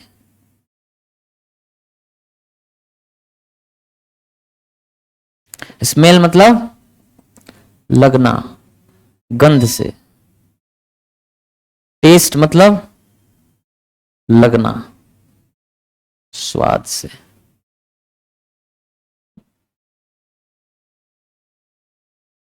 समझा ना? रिमेन मतलब रहना। गो मतलब हो जाना, जाना नहीं। अगर गो मतलब जाना होगा तब वो लिंकिंग वर्ब नहीं होगा। इसीलिए मैंने कहा कि जो अर्थ में लिख रहा हूं वो बहुत इंपॉर्टेंट है, बहुत महत्वपूर्ण है। कम मतलब हो जाना। गेट मतलब हो जाना। टर्न मतलब हो जाना। ग्रो मतलब हो जाना। यही लिंकिंग वर्ब है। वो आप सोच रहे हैं कि सर गो मतलब हो जाना, जैसे ही हैज गॉन मैड, वह पागल हो गया है। इसमें गो मतलब क्या है? हो जाना। तो ही हैज गॉन, वो हो गया है मैड, मैड मतलब पागल, तो गो मतलब क्या है? हो जाना। मेरे सपने सच हो गए हैं, या मेरे सपने सब सच हो जाएंगे। My dreams will come true, मेरे सपने विल कम हो जाएंगे, ट्रू मतलब सच। तो कम मतलब यहां क्या है? हो जाना। तो यहां कम मतलब हो जाना है, यानी क्या है? ये लिंकिंग वर्ब। तो ये जो मैंने वर्ब्स लिखे हुए हैं, ये लिंकिंग वर्ब तभी होगा जब उसका अर्थ ये हो। क्योंकि गो मतलब जाना भी तो होता है, कम मतलब आना भी होता है, तब वो लिंकिंग वर्ब नहीं है। गेट मतलब पाना भी होता है ना, तब वो लिंकिंग वर्ब नहीं है। जब गेट मतलब क्या हो जाना। जैसे वो गुस्सा हो गए, ही गॉट एंग्री, वह हो गए एंग्री, नाराज, गुस्से। तो यहां गेट मतलब क्या है? हो जाना। अभी क्या है? ये लिंकिंग वर्ब। बात समझ में आ रही है ना? तो जब इनका अर्थ ये हो तभी वो लिंकिंग वर्ब होते हैं, अन्यथा वो लिंकिंग वर्ब नहीं होते। अब इनका नाम लिंकिंग वर्ब क्यों है पता है? इनका नाम लिंकिंग वर्ब क्यों है? एक बात बताओ, जब भी कोई बात कहते हो आप इंग्लिश में, तो किसी व्यक्ति के बारे में कहते हो, किसी वस्तु के बारे में कहते हो कि नहीं कहते हो? तो जब भी कोई बात कही जाती है तो उसका एक विषय होता है, एक सब्जेक्ट होता है, जिस सब्जेक्ट के बारे में आप बात कहते हैं। बात समझ में आ रहा है, नहीं आ रहा है? और सब्जेक्ट जो होगा, विषय जो होगा, वो या तो कोई व्यक्ति होगा या कोई वस्तु होगा। तो जो कोई व्यक्ति है, कोई वस्तु है, जो सब्जेक्ट है, विषय है, जिसके बारे में आप कोई बात कह रहे हैं। तो जैसे मैंने कहा ही इज डाइंग, वह मर रहा है। आप बताइए ही के बारे में तो कह रहे हैं ना कि वह मर रहा है। वह कौन है? आदमी है ना कोई। तो ये सब्जेक्ट है, ये विषय है, जिसके बारे में आप कह रहे हैं क्या? मर रहा है। तो मर रहा है किसके बारे में कह रहे हैं? ही के बारे में। तो यही क्या है? सब्जेक्ट।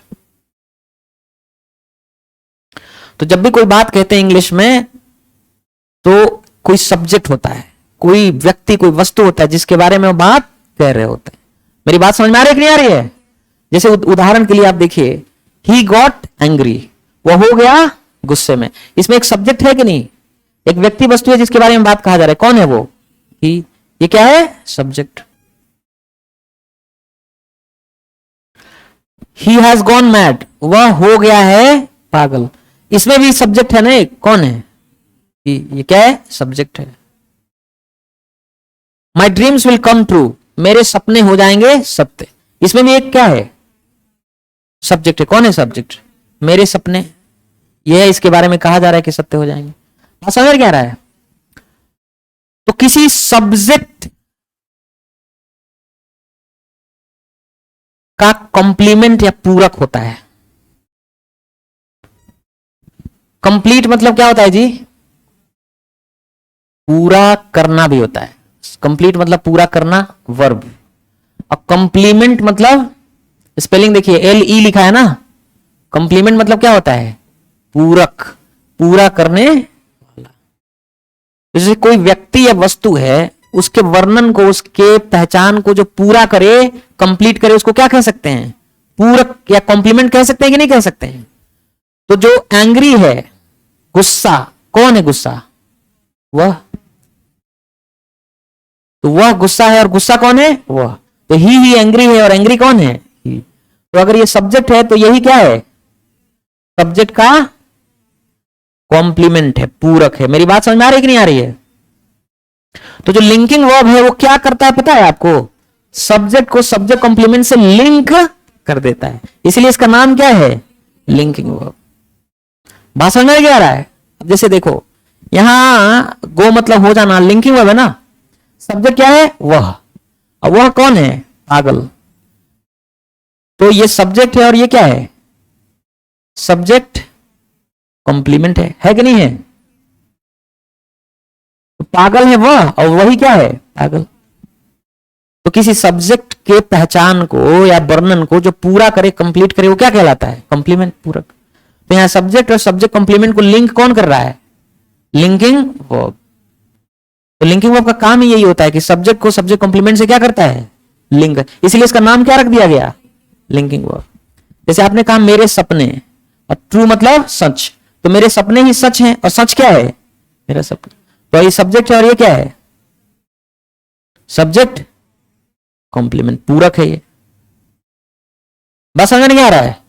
तो सब्जेक्ट को सब्जेक्ट कॉम्प्लीमेंट से लिंक किया लिंकिंग वर्ब ने। लिंकिंग वर्ब क्या है? कम। कम मतलब हो जाना। बात समझ नहीं आ रहा है? जैसे मान लो तुम्हारा नाम क्या है? माया है। मान लो तुम्हारा नाम क्या है? माया। और तुम्हारे बारे में हम बता रहे हैं, पूरा कर रहे हैं, इंटेलिजेंट, तेज, या डॉक्टर, तुम डॉक्टर। तो माया ही तेज है, या माया ही क्या है? डॉक्टर है। और डॉक्टर कौन है? माया। या इंटेलिजेंट कौन है? माया। तो ये सब्जेक्ट है, और ये क्या है? ये है सब्जेक्ट कॉम्प्लीमेंट, है कि नहीं है? अच्छा एक बात बताओ कि सब्जेक्ट को सब्जेक्ट कॉम्प्लीमेंट से लिंक करने के लिए क्या आता है? लिंकिंग वर्ब आता है ना। तो बीच में क्या आएगा? कोई लिंकिंग वर्ब ही आएगा ना। जैसे मान लीजिए हमने लिख दिया माया इज इंटेलिजेंट, या माया वॉज इंटेलिजेंट, या माया बिकेम अ डॉक्टर, या माया बिकेम इंटेलिजेंट। तो इज मतलब, वॉज मतलब, बिकेम, ये सब क्या है? लिंकिंग वर्ब है कि नहीं? है कि नहीं? बताओ, देखो यहां पे है कि नहीं लिंकिंग? बिकम मतलब बनना। तो लिंकिंग वर्ब सिर्फ 18 है। और इनका एक ही काम होता है। क्या काम होता है? सब्जेक्ट को कॉम्प्लीमेंट से क्या करना? लिंक। इसीलिए इनका नाम क्या है जी? लिंकिंग। समझ में क्या रहा है? अच्छा एक बात बताओ, लिंकिंग वर्ब के बाद क्या आता है? कॉम्प्लीमेंट आता है ना। भगवाए हुए मेरा मुंह देख रहे हो, यहां देखो। लिंकिंग वर्ब के बाद क्या आता है? कॉम्प्लीमेंट। कहीं पे भी लिंकिंग वर्ब होगा तो क्या आएगा? कॉम्प्लीमेंट। यहां लिंकिंग वर्ब है तो क्या आया? कॉम्प्लीमेंट। लिंकिंग वर्ब आया तो क्या आया? कॉम्प्लीमेंट। क्योंकि लिंकिंग वर्ब का काम है सब्जेक्ट को कॉम्प्लीमेंट से क्या करना। तो कॉम्प्लीमेंट के पहले क्या आएगा? लिंकिंग वर्ब, और लिंकिंग वर्ब के बाद क्या आएगा? कॉम्प्लीमेंट। बात समझ में क्या आ रहा है? बात समझ में आ गई ना? आ गया? तो अगर हम यहां लिख दें कि लिंकिंग वर्ब के बाद कॉम्प्लीमेंट आता है तो कोई प्रॉब्लम है? हैं? कोई प्रॉब्लम नहीं है ना। ये जो वर्ब हैं कभी अकेले नहीं आएंगे। तुम हमेशा देखना, ये जब भी आएंगे तो अपने बात क्या लेके आएंगे? कॉम्प्लीमेंट लेके आएंगे। हाथी कभी बिना सूंड के देखा है? हाथी अगर है तो सूंड होगा ही होगा उसके साथ।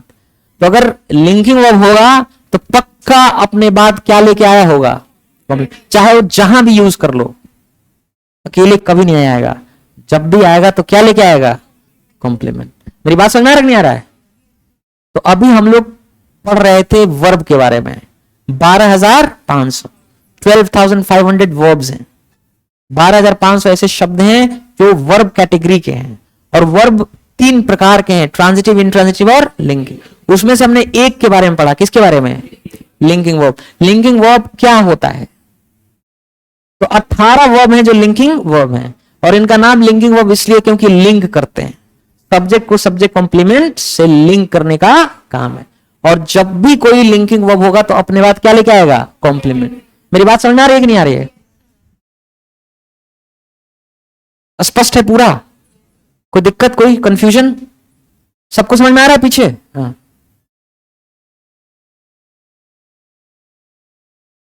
एक बात सुनो, आज तक जो तुमने पढ़ा है उसको अगर हम जल्दी कह दें तो उसका नाम है गोबर।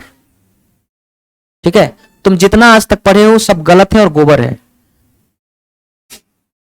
जो मास्टर साहब हैं तुम्हारे, उनसे जाके कहना कि सर आप गोबर पढ़ाते हो। सीरियसली बता रहे हैं, वो सब गोबर है। और जितना जल्दी अपने टंकी से गोबर खाली करो उतना अच्छा है, क्योंकि उसमें कितना भी दूध मिला लो बनेगा अंततः गोबर ही। मेरी बात समझ में आ रहा है कि नहीं आ रहा है? आपने जितना सीखा है सब गलत सीखा है। आपके गुरुजी को इंग्लिश आता है? बताओ। 5 मिनट खड़ा करो उसको तो कहो इंग्लिश बोले, अभी के 4 हो जाएगा तरबूजा की तरह। कहो कि एक पेज लिख के दिखाया जरा अंग्रेजी। तो जो तुम पढ़े हो सब नालायक लोग हैं। नौकरी लग गई है, अंग्रेजी के नाम पे कुछ हो क्या कर रहे हैं? ठूस रहे हैं। न कुछ आता है न किसी को सिखाना है।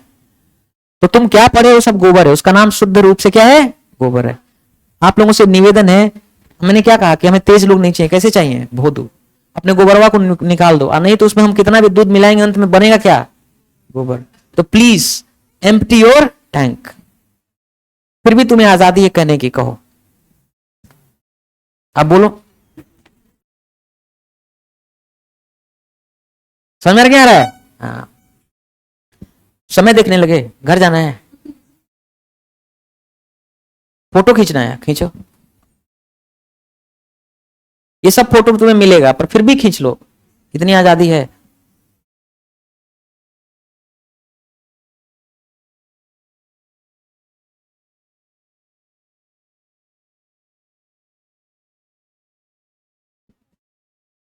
तो हाथी बिना सूंड के आता है जी? तो लिंकिंग वर्ब बिना कॉम्प्लीमेंट के आता है? लिंकिंग वर्ब अगर आएगा मतलब पक्का उसके बाद कॉम्प्लीमेंट आएगा। बात समझ में आ रहा है कि नहीं आ रहा है? मिटाऊं?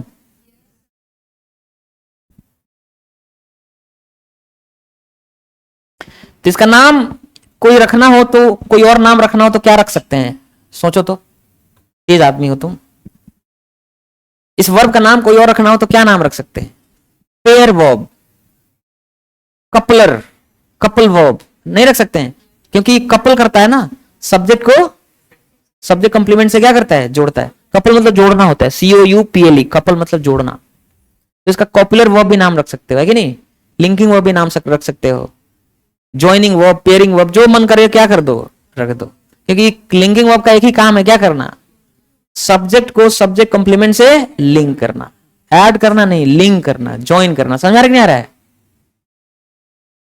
तो एक चीज तो आपने सीख लिया, क्या, लिंकिंग वर्ब। अब बच गए दो, ट्रांजिटिव और इंट्रांजिटिव। ऑनलाइन ऑर्डर करते हो सामान, तो कभी कभी चेक करते हो स्टेटस कि मेरा सामान पहुंचा कि नहीं पहुंचा, तो उसमें लिखा रहता है इन ट्रांजिट, वहां लिखा रहता है ना कि ट्रांजिट। तो ट्रांजिट का मतलब क्या होता है, ये अभी ट्रांसफर हो रहा है, गोडाउन से निकल गया है और आपके शहर पहुंच रहा है, रास्ते में है, ट्रांजिट हो रहा है। तो ट्रांजिट का मतलब होता है ट्रांसफर। ट्रांजिट का मतलब क्या हो रहा है, ट्रांसफर। कि आपका जो वस्तु है जिसकी ऑर्डर की था, हम ट्रांसफर कर रहे हैं, आपके यहां जा रहा है, वो रास्ते में, ये ना मतलब होता है ट्रांजिट का मतलब। तो जरा जोड़ के देखो कि इसका नाम है ट्रांजिटिव वर्ब और इंट्रांजिटिव। इसका मतलब ट्रांसफर से कुछ तो रिलेशन इसका है। क्या रिलेशन है, कुछ ऐसे एक्शन होते हैं, कुछ ऐसे क्रियाएं होती हैं, कुछ ऐसे वर्ब्स होते हैं जिनका प्रभाव जरूर पड़ता है, ट्रांसफर होता है किसी न किसी चीज पर।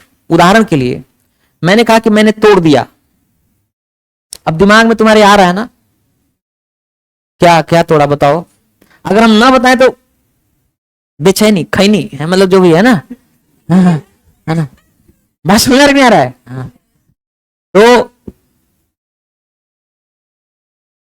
ऐसा वर्ब ही ट्रांजिटिव वर्ब होता है, क्योंकि ट्रांजिटिव वर्ब को अपने बाद एक सफरर चाहिए, एक ऑब्जेक्ट चाहिए, नहीं तो अर्थ पूरा नहीं होता। बात समझ में क्या आ रहा है? तो अगर कोई वर्ब हो, क्या हो, वर्ब हो, उस वर्ब के पहले आप क्या लगा दीजिए, मैं, और इस्तेमाल करिए। इस्तेमाल करने के बाद अगर बाद में क्या लग रहा हो, क्या, किसको मांग रहा हो, ये इसका मतलब समझ लेना, ये वर्ब क्या है, ट्रांजिटिव वर्ब है, और ये जो चीज आ रहा है ये क्या है, ऑब्जेक्ट। और अगर क्या किसको नहीं आ रहा हो तब ये इनट्रांजिटिव वर्ब। सिंपल, समझ में आ रहा है? मेरी बात समझ में आ रहा है? जैसे ब्रेक मतलब क्या होता है, तोड़ना। तो ये तो पक्का है कि लिंकिंग वर्ब नहीं है, क्योंकि भाई हमें तो लिंकिंग वर्ब जुबान पे है ना, इसमें कहीं ब्रेक दिख रहा है आपको? 18 लिंकिंग वर्ब है ना, इसमें कहीं ब्रेक तो दिख नहीं रहा है, तो ब्रेक लिंकिंग वर्ब नहीं है। अगर लिंकिंग वर्ब नहीं है तो या तो ट्रांजिटिव होगा, नहीं तो इनट्रांजिटिव होगा। तो ट्रांजिटिव है कि इनट्रांजिटिव है पता करने के लिए वो जो वर्ब है, यानी ब्रेक मतलब तोड़ना, उसके पहले क्या लगा दो, मैं, और इस्तेमाल करो। मैं तोड़ दूंगा, मैं तोड़ दूंगा, मैं तोड़ रहा हूं, मैंने तोड़ दिया, मैं तोड़ूंगा, मैं तोड़ सकता हूं। तो जब आप इस्तेमाल कर रहे हैं तो बाद में क्या आ रहा है, क्या, मैं तोड़ रहा हूं, क्या, मैं तोड़ दूंगा, क्या, तो मैं तोड़ देना चाहिए, क्या, आ रहा है कि नहीं आ रहा है? इसका मतलब ब्रेक क्या है, ट्रांजिटिव वर्ब। अच्छा, उसके बाद अगर आपने लगा दिया कुर्सी, कि मैं तोड़ दूंगा कुर्सी, मैं तोड़ रहा हूं कुर्सी, तो मैं तोड़ देना, मैं, मुझे तोड़ देना चाहिए कुर्सी। तो कुर्सी जो है, चेयर है, वो क्या है, ऑब्जेक्ट। बात समझ में क्या आ रहा है? इसका मतलब यह है कि ट्रांजिटिव वर्ब अपने बाद पक्के तौर पे क्या लेके आएगा, ऑब्जेक्ट। कोई भी ट्रांजिटिव वर्ब बिना ऑब्जेक्ट के नहीं आएगा, वैसे ही जैसे बिना सूंड का हाथी नहीं आएगा। बात समझ क्या आ रहा है? अच्छा, स्लीप, SLEEP, स्लीप मतलब सोना, वो लिंकिंग वर्ब है नहीं है? या 18 लिंकिंग वर्ब है ना यहां। जवान हो ना तुम लोग, जवान आदमी जानते हो किसको कहते हैं? जवान आदमी वो होता है जो एक चमाटा मार दे खींच के तो सामने वाला इंसान धाराशायी हो जाए, भैंसी को उठा के पटक दे, 25 किलोमीटर दौड़ के चले, अपने ध्यान से दीपक जला दे, मरा हुआ इंसान की तरह।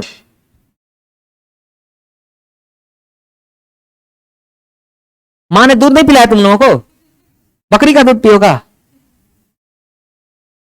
शरीर में ताकत लाओ, है ना, नहीं तो मारेंगे 2-4 डंडा भी तुरंत ताकत आ जाएगी। खड़े होकर बैठो ठीक से, समझ में नहीं आ रहा है? खानदान का इज्जत दांव पे है तुम्हारे, समझ में आ रहा ना? हाँ, तो स्लीप मतलब क्या होता है, सोना।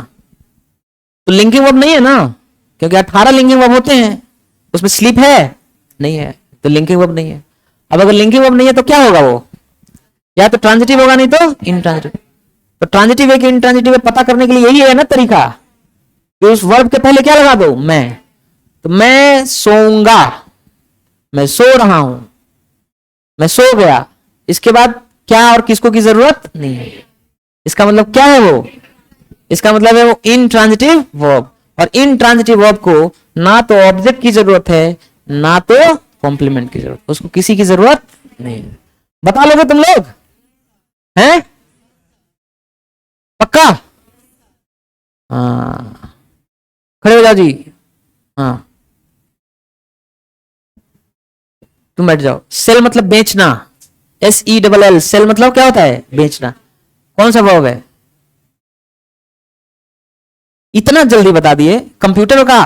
पहले तो तय करोगे कि वो लिंकिंग वर्ब है कि नहीं। तो सेल मतलब बेचना, लिंकिंग वर्ब है नहीं है भाई। 18 लिंकिंग वर्ब में सेल कहां है, नहीं है, लिंकिंग वर्ब नहीं है। अगर लिंकिंग वर्ब नहीं है तो या तो ट्रांजिटिव होगा नहीं तो इंट्रांजिटिव।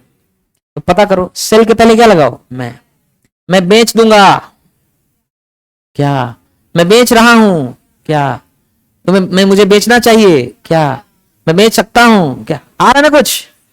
इसका मतलब बेचना क्या है, ट्रांजिटिव वर्ब है। तुम कह रहे हो इंट्रांजिटिव वर्ब, ट्रांजिटिव बोले थे, अच्छा मैं सुन नहीं पाया। साफ करना, क्लीन, CLEAN, क्लीन मतलब साफ करना।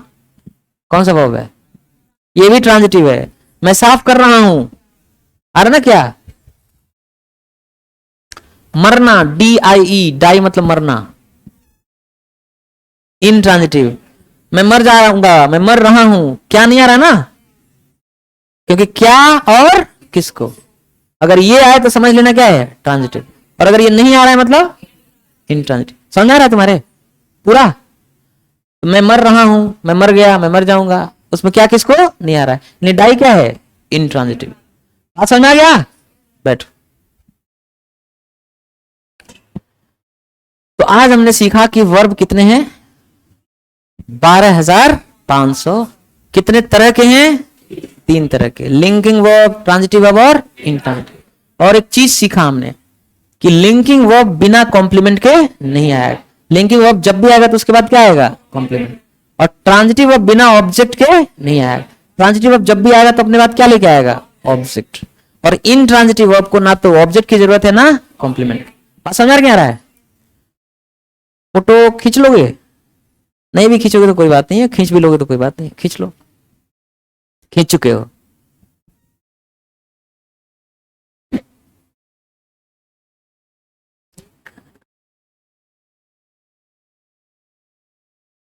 ठीक है। अब देखो एक बात, बात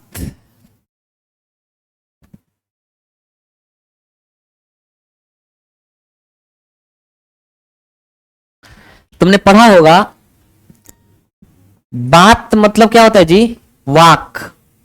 वाक मतलब क्या होता है जी, वाक। वाक का मतलब क्या होता है, सेंटेंस, यही होता है ना। यानी हर बात क्या होता है, एक सेंटेंस होता है, और हर सेंटेंस क्या होता है, एक बात। तो जब अंग्रेजी में कोई बात कह रहे हैं, लिख रहे हैं, इसका मतलब सेंटेंसेस कह रहे हैं, सेंटेंसेस लिख रहे हैं, मालूम है ना आपको। तो चलिए अंग्रेजी में कोई बात कहते हैं, यानी सेंटेंस कहते हैं, लिखते हैं। आपको मालूम है कि जब भी कोई बात कहेंगे इंग्लिश में, कोई भी सेंटेंस होगा तो उसके 2 हिस्से होते हैं, सब्जेक्ट और प्रेडिकेट। ये मालूम है ना आपको, मालूम है ना। जैसे माया इज मेकिंग, माया बना रही है टी, चाय। ये तुम्हें अपने नहीं आएगा, हम बताएंगे। तुमसे कह दिया जाए सेंटेंस लिखना है तो अभी ना लिख पाओगे, इतना अंग्रेजी याद आता तो तुम यहां बैठते थोड़ी। समझ में क्या आ रहा है, समझाने के लिए मैं लिख रहा हूं, समझो। माया बना रही है चाय, ये अंत में क्या है जी, फुल स्टॉप। तुमको मालूम है बिंदी को क्या कहते हैं, फुल स्टॉप।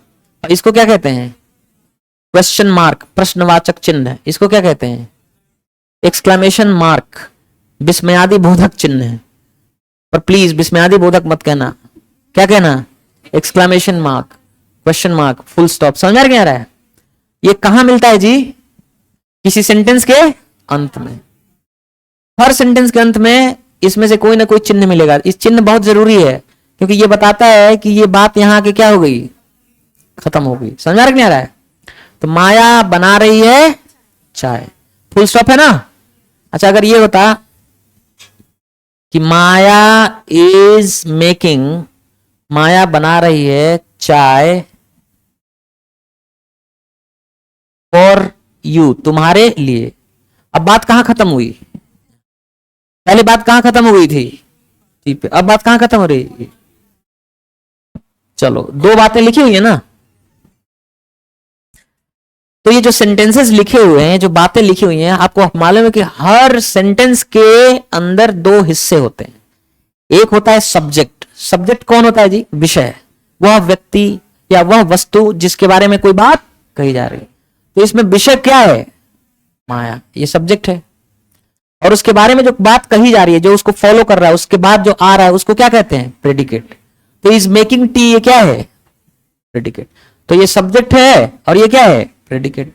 इसमें माया क्या है? सब्जेक्ट है। Is making tea for you, ये पूरा क्या है? प्रेडिकेट।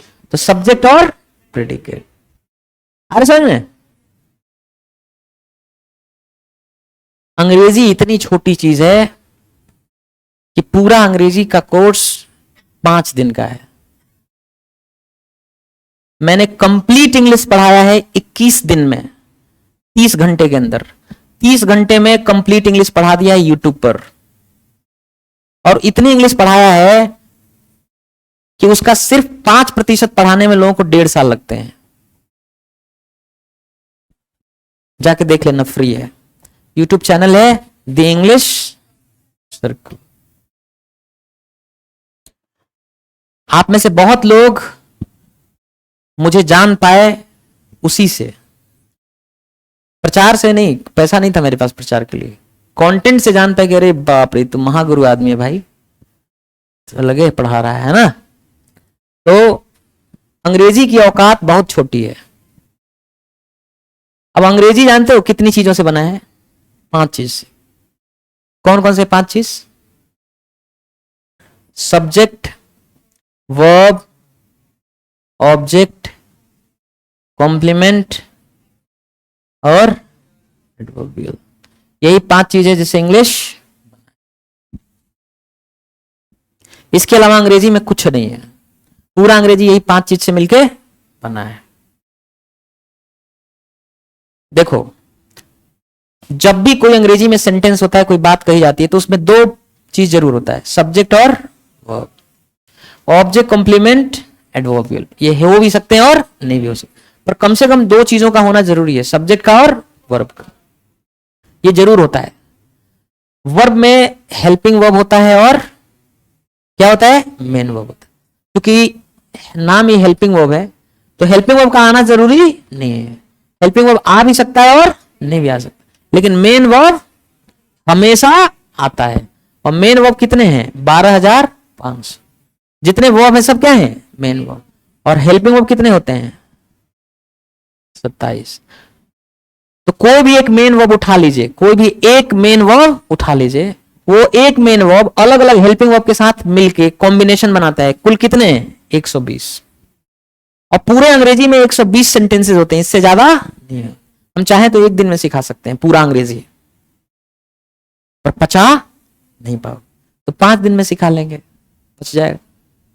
तो अंग्रेजी इतना ही है, ये सभी सीखेंगे हम लोग, घबराना नहीं है। बात समझ में क्या आ रहा है? तो मैंने क्या कहा कि अंग्रेजी सिर्फ कितनी चीजों से बनी है? 5 चीजों से, subject, verb, object, complement, adverbial. इसके बियॉन्ड अंग्रेजी में कुछ नहीं। सेंटेंस कोई भी हो, कोई भी अंग्रेजी में बात कहते हैं, उसमें 2 चीज जरूर होता है, सब्जेक्ट और वर्ब। ऑब्जेक्ट, कॉम्प्लीमेंट, वर्ब आ भी सकते हैं और नहीं भी आ सकते, पर लेकिन ये 2 चीजों का आना जरूरी है। और जो वर्ब कंपोनेंट, जो वर्ब होता, कंपोनेंट मतलब क्या होता है जी? पुर्जा। अंग्रेजी के 5 क्या हैं? पुर्जे हैं, पार्ट्स हैं, कंपोनेंट्स हैं। तुम्हारा ध्यान कहां है? ध्यान देना इधर, है ना। तो वर्ब कंपोनेंट में हेल्पिंग वर्ब होता है और कौन होता है? Main verb. हेल्पिंग वर्ब आना जरूरी नहीं है, मेन वर्ब जरूर आता है। और एक बात बताओ, मेन वर्ब जो 12,500 है, कौन कौन सा है? लिंकिंग वर्ब, ट्रांजिटिव वर्ब, इन ट्रांजिटिव। अभी पढ़ के निकले हैं, और लिंकिंग वर्ब जो होता है अपने बाद क्या लेके आता है, और ट्रांजिटिव वर्ब अपने बाद क्या लेके आता है, ऑब्जेक्ट। और इनट्रांजिटिव वर्ब कुछ नहीं। अरे समझ में? एडवर्बियल जानते हो किसको कहते हैं?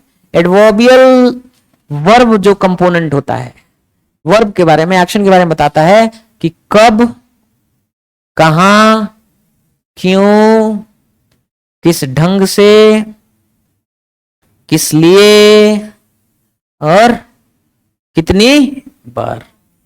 बस खत्म इंग्लिश। समझ क्या आ रहा है? जैसे ये लिखा है कि माया इज मेकिंग टी, लिखा है ना, तो माया क्या है जी? सब्जेक्ट। बना रही है, इज मेकिंग, ये क्या है? वर्ब। इसमें इज हेल्पिंग वर्ब है, मेक मतलब बनाना, मेन वर्ब है। बना रही है, क्या बना रही है? चाय। ये ट्रांजिटिव वर्ब है ना, अपने बात क्या लेके आया? ऑब्जेक्ट। Subject verb object. माया सब्जेक्ट है, समझ में आ रहा है? इज मेकिंग बना रही है, क्या है ये? वर्ब। क्या बना रही है? चाय। ये क्या है जी? ऑब्जेक्ट। ट्रांजिटिव वर्ब अपने बात क्या लेके आता है? ऑब्जेक्ट। बना रही है, किस लिए बना रही है? तुम्हारे लिए बना रही है। तो कब, कहां, क्यों, किस ढंग से, किस लिए, कितनी बार का जवाब कौन देता है? एडवर्बियल। तो ये क्या है? एडवर्बियल। अब ऐसा करो, तुम कोई भी सेंटेंस बताओ, बहुत छोटा बहुत बड़ा, कोई भी सेंटेंस दुनिया में बताओ, तुमको मैं दिखा रहा हूं कि अंग्रेजी सिर्फ 5 चीजों से बना होता है। कौन सा? Subject, verb, object, complement, adverbial. इसके बियॉन्ड अंग्रेजी में कुछ नहीं है। यही 5 चीजों का उस्ताद बनना है। बहुत छोटी सी चीज अंग्रेजी। कुछ भी बोलो, बोलो। तुम हिंदी बोलो, मैं इंग्लिश में लिख लूंगा। कुछ भी बोलो, तुम कोई भी चीज बोलो, 5 चीज से बना है। बोलो, जल्दी बोलो। है? है? डू और डाई। डू और डाई, करो या मरो। जब किसी को आप कहते हैं ना कि करो या मरो, तो उसमें एक चीज छुपा है, यू। यू मतलब क्या होता है? तुम करो या तुम मरो, तो यू छुपा होता है। यह है सब्जेक्ट और ये क्या है? वर्ब। यहां पे भी यू क्या है? छुपा हुआ है। यू क्या है? सब्जेक्ट। डाई मतलब मरना क्या है? वर्ब। और इसको रस्सी कहते हैं, जोड़ने का काम करता है, कंजंक्शन वर्ड होता है, हम आगे पढ़ेंगे, है कि नहीं? Subject verb, subject verb. और कुछ और बोलो। रुको, स्टॉप। तो जब आप किसी को कहते हैं रुको, तो क्या कहते हैं? तुम रुको। यू छुपा होता है ना, ये क्या है? सब्जेक्ट। और ये क्या है? वर्ब। हमने क्या कहा था कि 2 चीज जरूर होता है ना किसी सेंटेंस में, सब्जेक्ट और वर्ब जरूर होगा ना। बताया था कि नहीं कि सब्जेक्ट और वर्ब अवश्य होता है, इनके बगैर कोई बात कहना संभव नहीं है। ऑब्जेक्ट, कॉम्प्लीमेंट, वर्बियल हो भी सकते हैं और नहीं भी हो सकते। चलो और बोलो कुछ, बोलो। हैं? ही फिनिश्ड, उसने।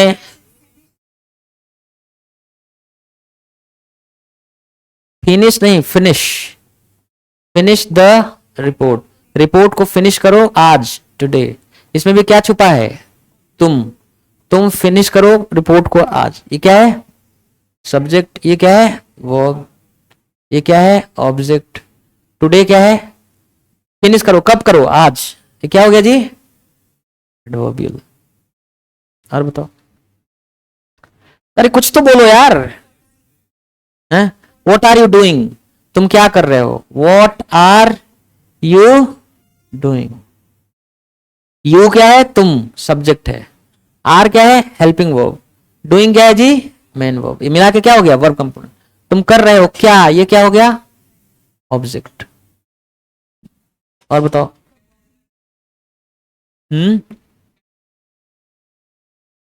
क्या? हाँ, कैन आई लर्न इंग्लिश, क्या मैं इंग्लिश सीख सकता हूं? इजिली, आसानी से। आई क्या है जी? सब्जेक्ट। कैन हेल्पिंग वर्ब है, लर्न मेन वर्ब है, दोनों मिला के क्या हो गए? Verb component. तो मैं सीख सकता हूं, क्या सीख सकता हूं? English, object. किस ढंग से? आसानी से। ये क्या हो गया? एडवर्बियल। मैं नहीं जानता कि तुम बीमार हो, या मैं जानता हूं कि तुम बीमार हो। I know you are, I know that you are ill. तो मैं क्या है? सब्जेक्ट। जानता हूं क्या है? वो क्या जानता हूं? कि तुम बीमार हो। ये क्या हो गया? पूरा ऑब्जेक्ट। Subject verb object. वो डॉक्टर बन गई, she became a doctor. She क्या है? सब्जेक्ट। वह बन गई क्या है? वर्ब। बिकम मतलब बनना, लिंकिंग वर्ब होता है ना। लिंकिंग वर्ब के बाद क्या आता है? और डॉक्टर क्या है? कॉम्प्लीमेंट। आ रहा समझ में? पूरा अंग्रेजी कितनी चीजों से मिलकर बना है? 5 चीजों से। Subject verb object complement adverb. अंग्रेजी में कोई भी बात कहीं लिखी जाती है उसमें 2 चीज जरूर होता है, सब्जेक्ट और वर्ब। ऑब्जेक्ट कॉम्प्लीमेंट वर्बल हो भी सकता है और नहीं भी हो सकता। तुम पहचान पाओगे ना ऑब्जेक्ट किसको बोलोगे?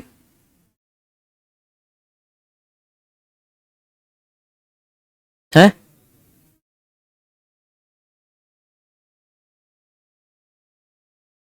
देखो, तुम कर रहे हो, उसके बाद क्या आया? ट्रांजिटिव वर्ब अपने बाद क्या लेके आता है? ऑब्जेक्ट। तुम कर रहे हो, क्या क्या आ रहा है कि नहीं आ रहा है? तो क्या क्या है? ऑब्जेक्ट। तुम कर रहे हो काम, तो काम क्या होगा? ऑब्जेक्ट। समझ आ रहा है ना? अभी पढ़े ना हम लोग कि ट्रांजिटिव वर्ब अपने बाद क्या लेके आता है? क्या और किसको। वही क्या किसको का जो जवाब देता है उसको क्या बोलते हैं? ऑब्जेक्ट। समझ आ रहा है? ऑब्जेक्ट बोलते हैं उसको। क्या बोलते हैं? ऑब्जेक्ट। ट्रांजिटिव वर्ब अपने बाद क्या लेके आता है? ऑब्जेक्ट। तो देखो, सब्जेक्ट और वर्ब तो आएगा ही। अब वर्ब में हेल्पिंग वर्ब आ भी सकता है और नहीं भी आ सकता है, लेकिन मेन वर्ब आएगा। अब मेन वर्ब अगर लिंकिंग वर्ब होगा तो अपने बाद क्या लेके आएगा? कॉम्प्लीमेंट। अगर ट्रांजिटिव वर्ब होगा तो क्या लेके आएगा? ऑब्जेक्ट। अगर इन ट्रांजिटिव होगा तो ना ऑब्जेक्ट लेके आएगा ना कॉम्प्लीमेंट। और एडवर्बियल किसी के भी बाद आ सकता है, चाहे वो ट्रांजिटिव वर्ब हो, इंट्रांजिटिव हो, लिंकिंग हो, किसी भी वर्ब के बाद क्या आ सकता है? एडवर्बियल। और एडवर्बियल का काम क्या होता है? तो वर्ब के बारे में बताता है कि कब, कहां, क्यों, किस ढंग से, किस लिए, कितनी बार। अंग्रेजी में कुछ भी पढ़ो, लिखो, बोलो, सुनो, कोई भी सेंटेंस हो, बहुत छोटा हो चाहे बहुत बड़ा हो, वो बना कितनी चीजों से? 5 चीजों से। यही 5 चीजों का हमें क्या बनना है? उस्ताद बनना है। English is very very easy, बहुत आसान है। जैसे मैंने कहा English is very easy, English is very easy. English है बहुत आसान। तो इंग्लिश क्या हो गया? सब्जेक्ट है वो। आपको मतलब इज मतलब है होना। लिंकिंग वर्ब होता है ना, लिंकिंग वर्ब के बाद कॉम्प्लीमेंट। वेरी इजी, बहुत आसान, ये क्या है? ये कॉम्प्लीमेंट। तो सब्जेक्ट है, वर्ब है, और क्या है? कॉम्प्लीमेंट। समझ में आ रहा है? और बताओ है क्या चीज? हम्म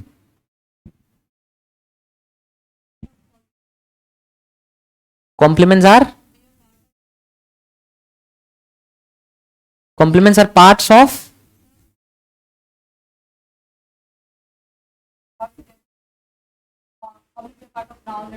no, that's a different thing। देखो, शब्द कितने प्रकार के होते हैं? 9 प्रकार के। वो हम अलग पढ़ेंगे। अभी जो हम ये चीज लिखे हैं, subject verb object complement adverbial, ये अंग्रेजी के बनाने वाले 5 क्या हैं? पार्ट्स हैं या कंपोनेंट्स हैं।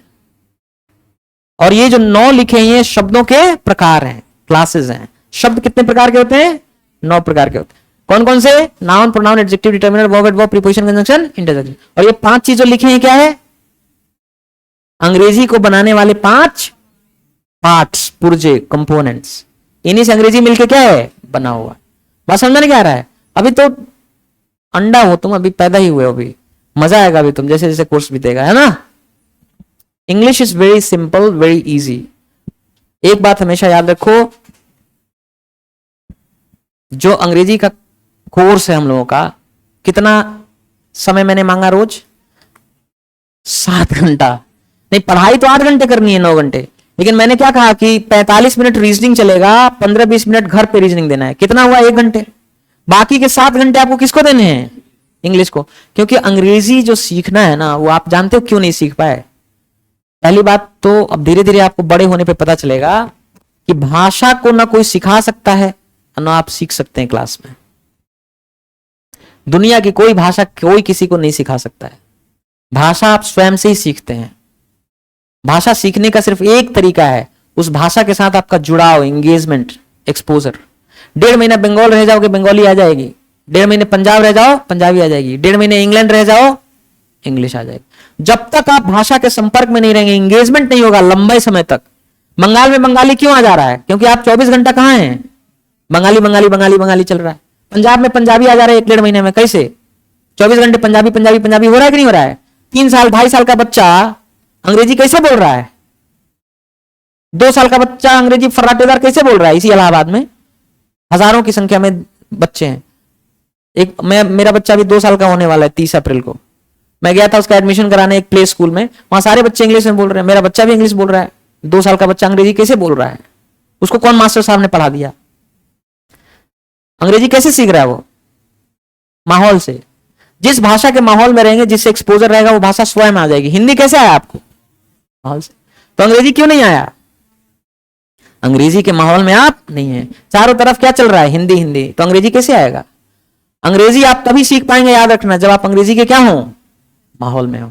तो मैं क्यों इतना समय ले रहा हूं कि 2 घंटे क्लास में और 5 घंटा घर पे, 5 घंटा 6 घंटा घर पे? इसलिए क्योंकि आपको अंग्रेजी के साथ डुबाना है। बिस्किट को चाय में डुबोते हैं ना, जैसे वैसे मैं तुम्हें पकड़ के इंग्लिश में क्या करना चाहता हूं? डुबोना चाहता हूं। मैं खाऊंगा नहीं वैसे, डुबोने के बाद, है ना? इंग्लिश में तुम्हें क्या करना है? सराबोर करना है। I have to drown you completely into English। अंग्रेजी में पूरा तुम्हें क्या कर देना है? डुबाना है। तो घर पे 5-6 घंटे का समय तुम्हें देना है किसको? इंग्लिश।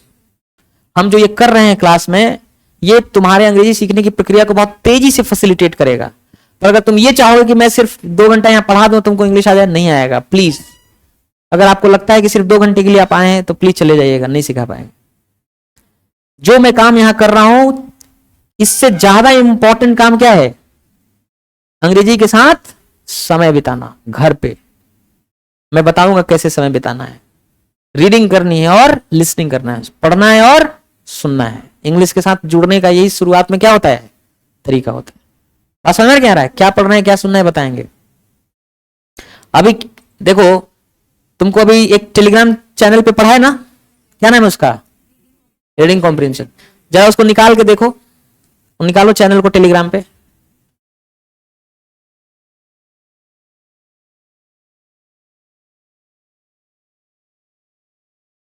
जल्दी से निकालो। जो अभी पढ़ाया मैंने उसका ऑडियो देखो, भेज दिया उसमें, नीचे देखो। जो मैं पढ़ा रहा था उसका ऑडियो भी नीचे पहुंच गया कि नहीं? अब इसको तुम जाके घर पे कर सकते हो कि नहीं? एक फोटो निकाल दिया और नीचे ऑडियो क्या कर दिया? चला दिया। तो मैं ऑडियो में उसी फोटो को पढ़ पढ़ के क्या बता रहा हूं, उसका मीनिंग। तो शुरू में इसी का इस्तेमाल करना है। इसी टेलीग्राम चैनल पे इस तरह से बहुत सारी मटेरियल पड़ा हुआ है। एक चीज को 2 बार 3 बार क्या करिए? पढ़िए, सुनिए। सबसे पहले जुड़ने का यही तरीका है। समझ में रखने आ रहा है? तो हम लोग मिलेंगे कल, लेकिन समय कितने बजे? कल संडे है ना, संडे को वैसे छुट्टी रखते हैं। तो कल आओगे कि नहीं? आएंगे ना? हाँ। तो कल तुम लोगों को 2 बजे बुला लें? हैं?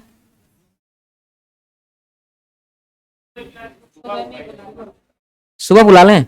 सुबह यार मैं क्रिकेट खेलने जाता हूं हर संडे को, क्योंकि संडे को क्रिकेट खेलता हूं तो 6 दिन टिक के पढ़ाता हूं, नहीं तो बीमार हो जाऊंगा, लीवर ओवर खराब हो जाएगा मेरा। है शाम को। चलो ठीक है, तुम लोग 10 बजे आ जाना। 10 बजे इतना दोपहर नहीं है ना। कल तुम्हारी क्लास कितने बजे होगी? 10 बजे। 10 बजे कल की क्लास कितने बजे? 10 बजे। 10 o'clock पे क्लास करते हैं, ठीक है? अभी कोई डाउट है आप लोगों को? एक बार मैं फिर से बताऊं, मैं फेंकू नहीं हूं कि मैं फेंक रहा हूं तुम्हें, है ना? ये पब्लिकली बोल रहे हैं ना, ये अभी क्लास क्या हो रहा है? रिकॉर्ड हो रहा है। यही क्लास तुमको मिलता है तो पूरी दुनिया के सामने प्ले कर सकते हो कि 11 महीने में सिलेक्शन की गारंटी। फीस 5 लाख रुपए भी कम है। अगर कोई ये कह दे कि मैं आपको सिलेक्शन दिला दूंगा गारंटी के साथ, 5 लाख फीस आप दे दीजिएगा, क्योंकि 1 महीने की सैलरी 80,000 है। साल भर की सैलरी कितनी हुई? 10 लाख रुपया। साल भर की सैलरी कितनी है? 10 लाख। अगर किसी जगह की फीस अगर 5 लाख होना तो उसको देने में कोई बुराई नहीं है। अगर नहीं हो 5 लाख रुपए देने के लिए तो घर बेच दो, जमीन बेच दो और 5 लाख रुपए दे दो। और नहीं तो जो घर और जमीन है वैसे भी बिकेगा ही तुम्हारा। जिस तरीके से तबीयत खराब हो रही है लोगों की, एक बार अस्पताल में जाओ तो 5-6 लाख का बिल तो आराम से क्या हो जाता है, बन जाता है। जहां एक बार पिताजी भर्ती हुए कि 2 बिस्वा का एक प्लॉट निकल गया, 2 बिस्वा नहीं 2 बीघे का, ना हो ऐसा भगवान करें। और वो रुकेगा नहीं, तुम्हारा घर जमीन बिकना तय है, तो उसको आज ही बेच डालो घर जमीन को और 5 लाख रुपए फीस दे दो मास्टर साहब को। अगर वो तुम्हें क्या कर दें, सिलेक्ट करा दें गारंटी के साथ, तो 11 महीने में क्या हो जाएगा, सिलेक्ट हो जाएगा। फीस 50,000 है, पर मैं कितना कृपालु हूं कि 2024 में तुमसे फीस कितनी ली जा रही है, 25,000। और नहीं तो घर से अगर पैसा बचाने निकले हो, तबेला कोचिंग है यहाँ, 5,000 रुपए उसकी फीस है। और ऐसे तबेला कोचिंग सलोरी में चले जाओगे तो वहां 1500 फीस है, 3 साल पढ़ाते हैं। समझ में नहीं आ रहा है? तो मजा लेते रहो, है ना। कोचिंग से घर और घर से कोचिंग, खूब खाओ पियो, लिट्टी चोखा मारते रहो। 4-5 साल बाद अपने आप क्या करना, चले जाना घर, वहां जाके फिर ट्रैक्टर तो खींचना ही है कि नहीं, या पान की गुमटी खोल लेना, चौरसिया पान भंडार। हमारे नहीं आ रहा है? तो तुम्हारे पास कोई विकल्प नहीं है, you have no options at all.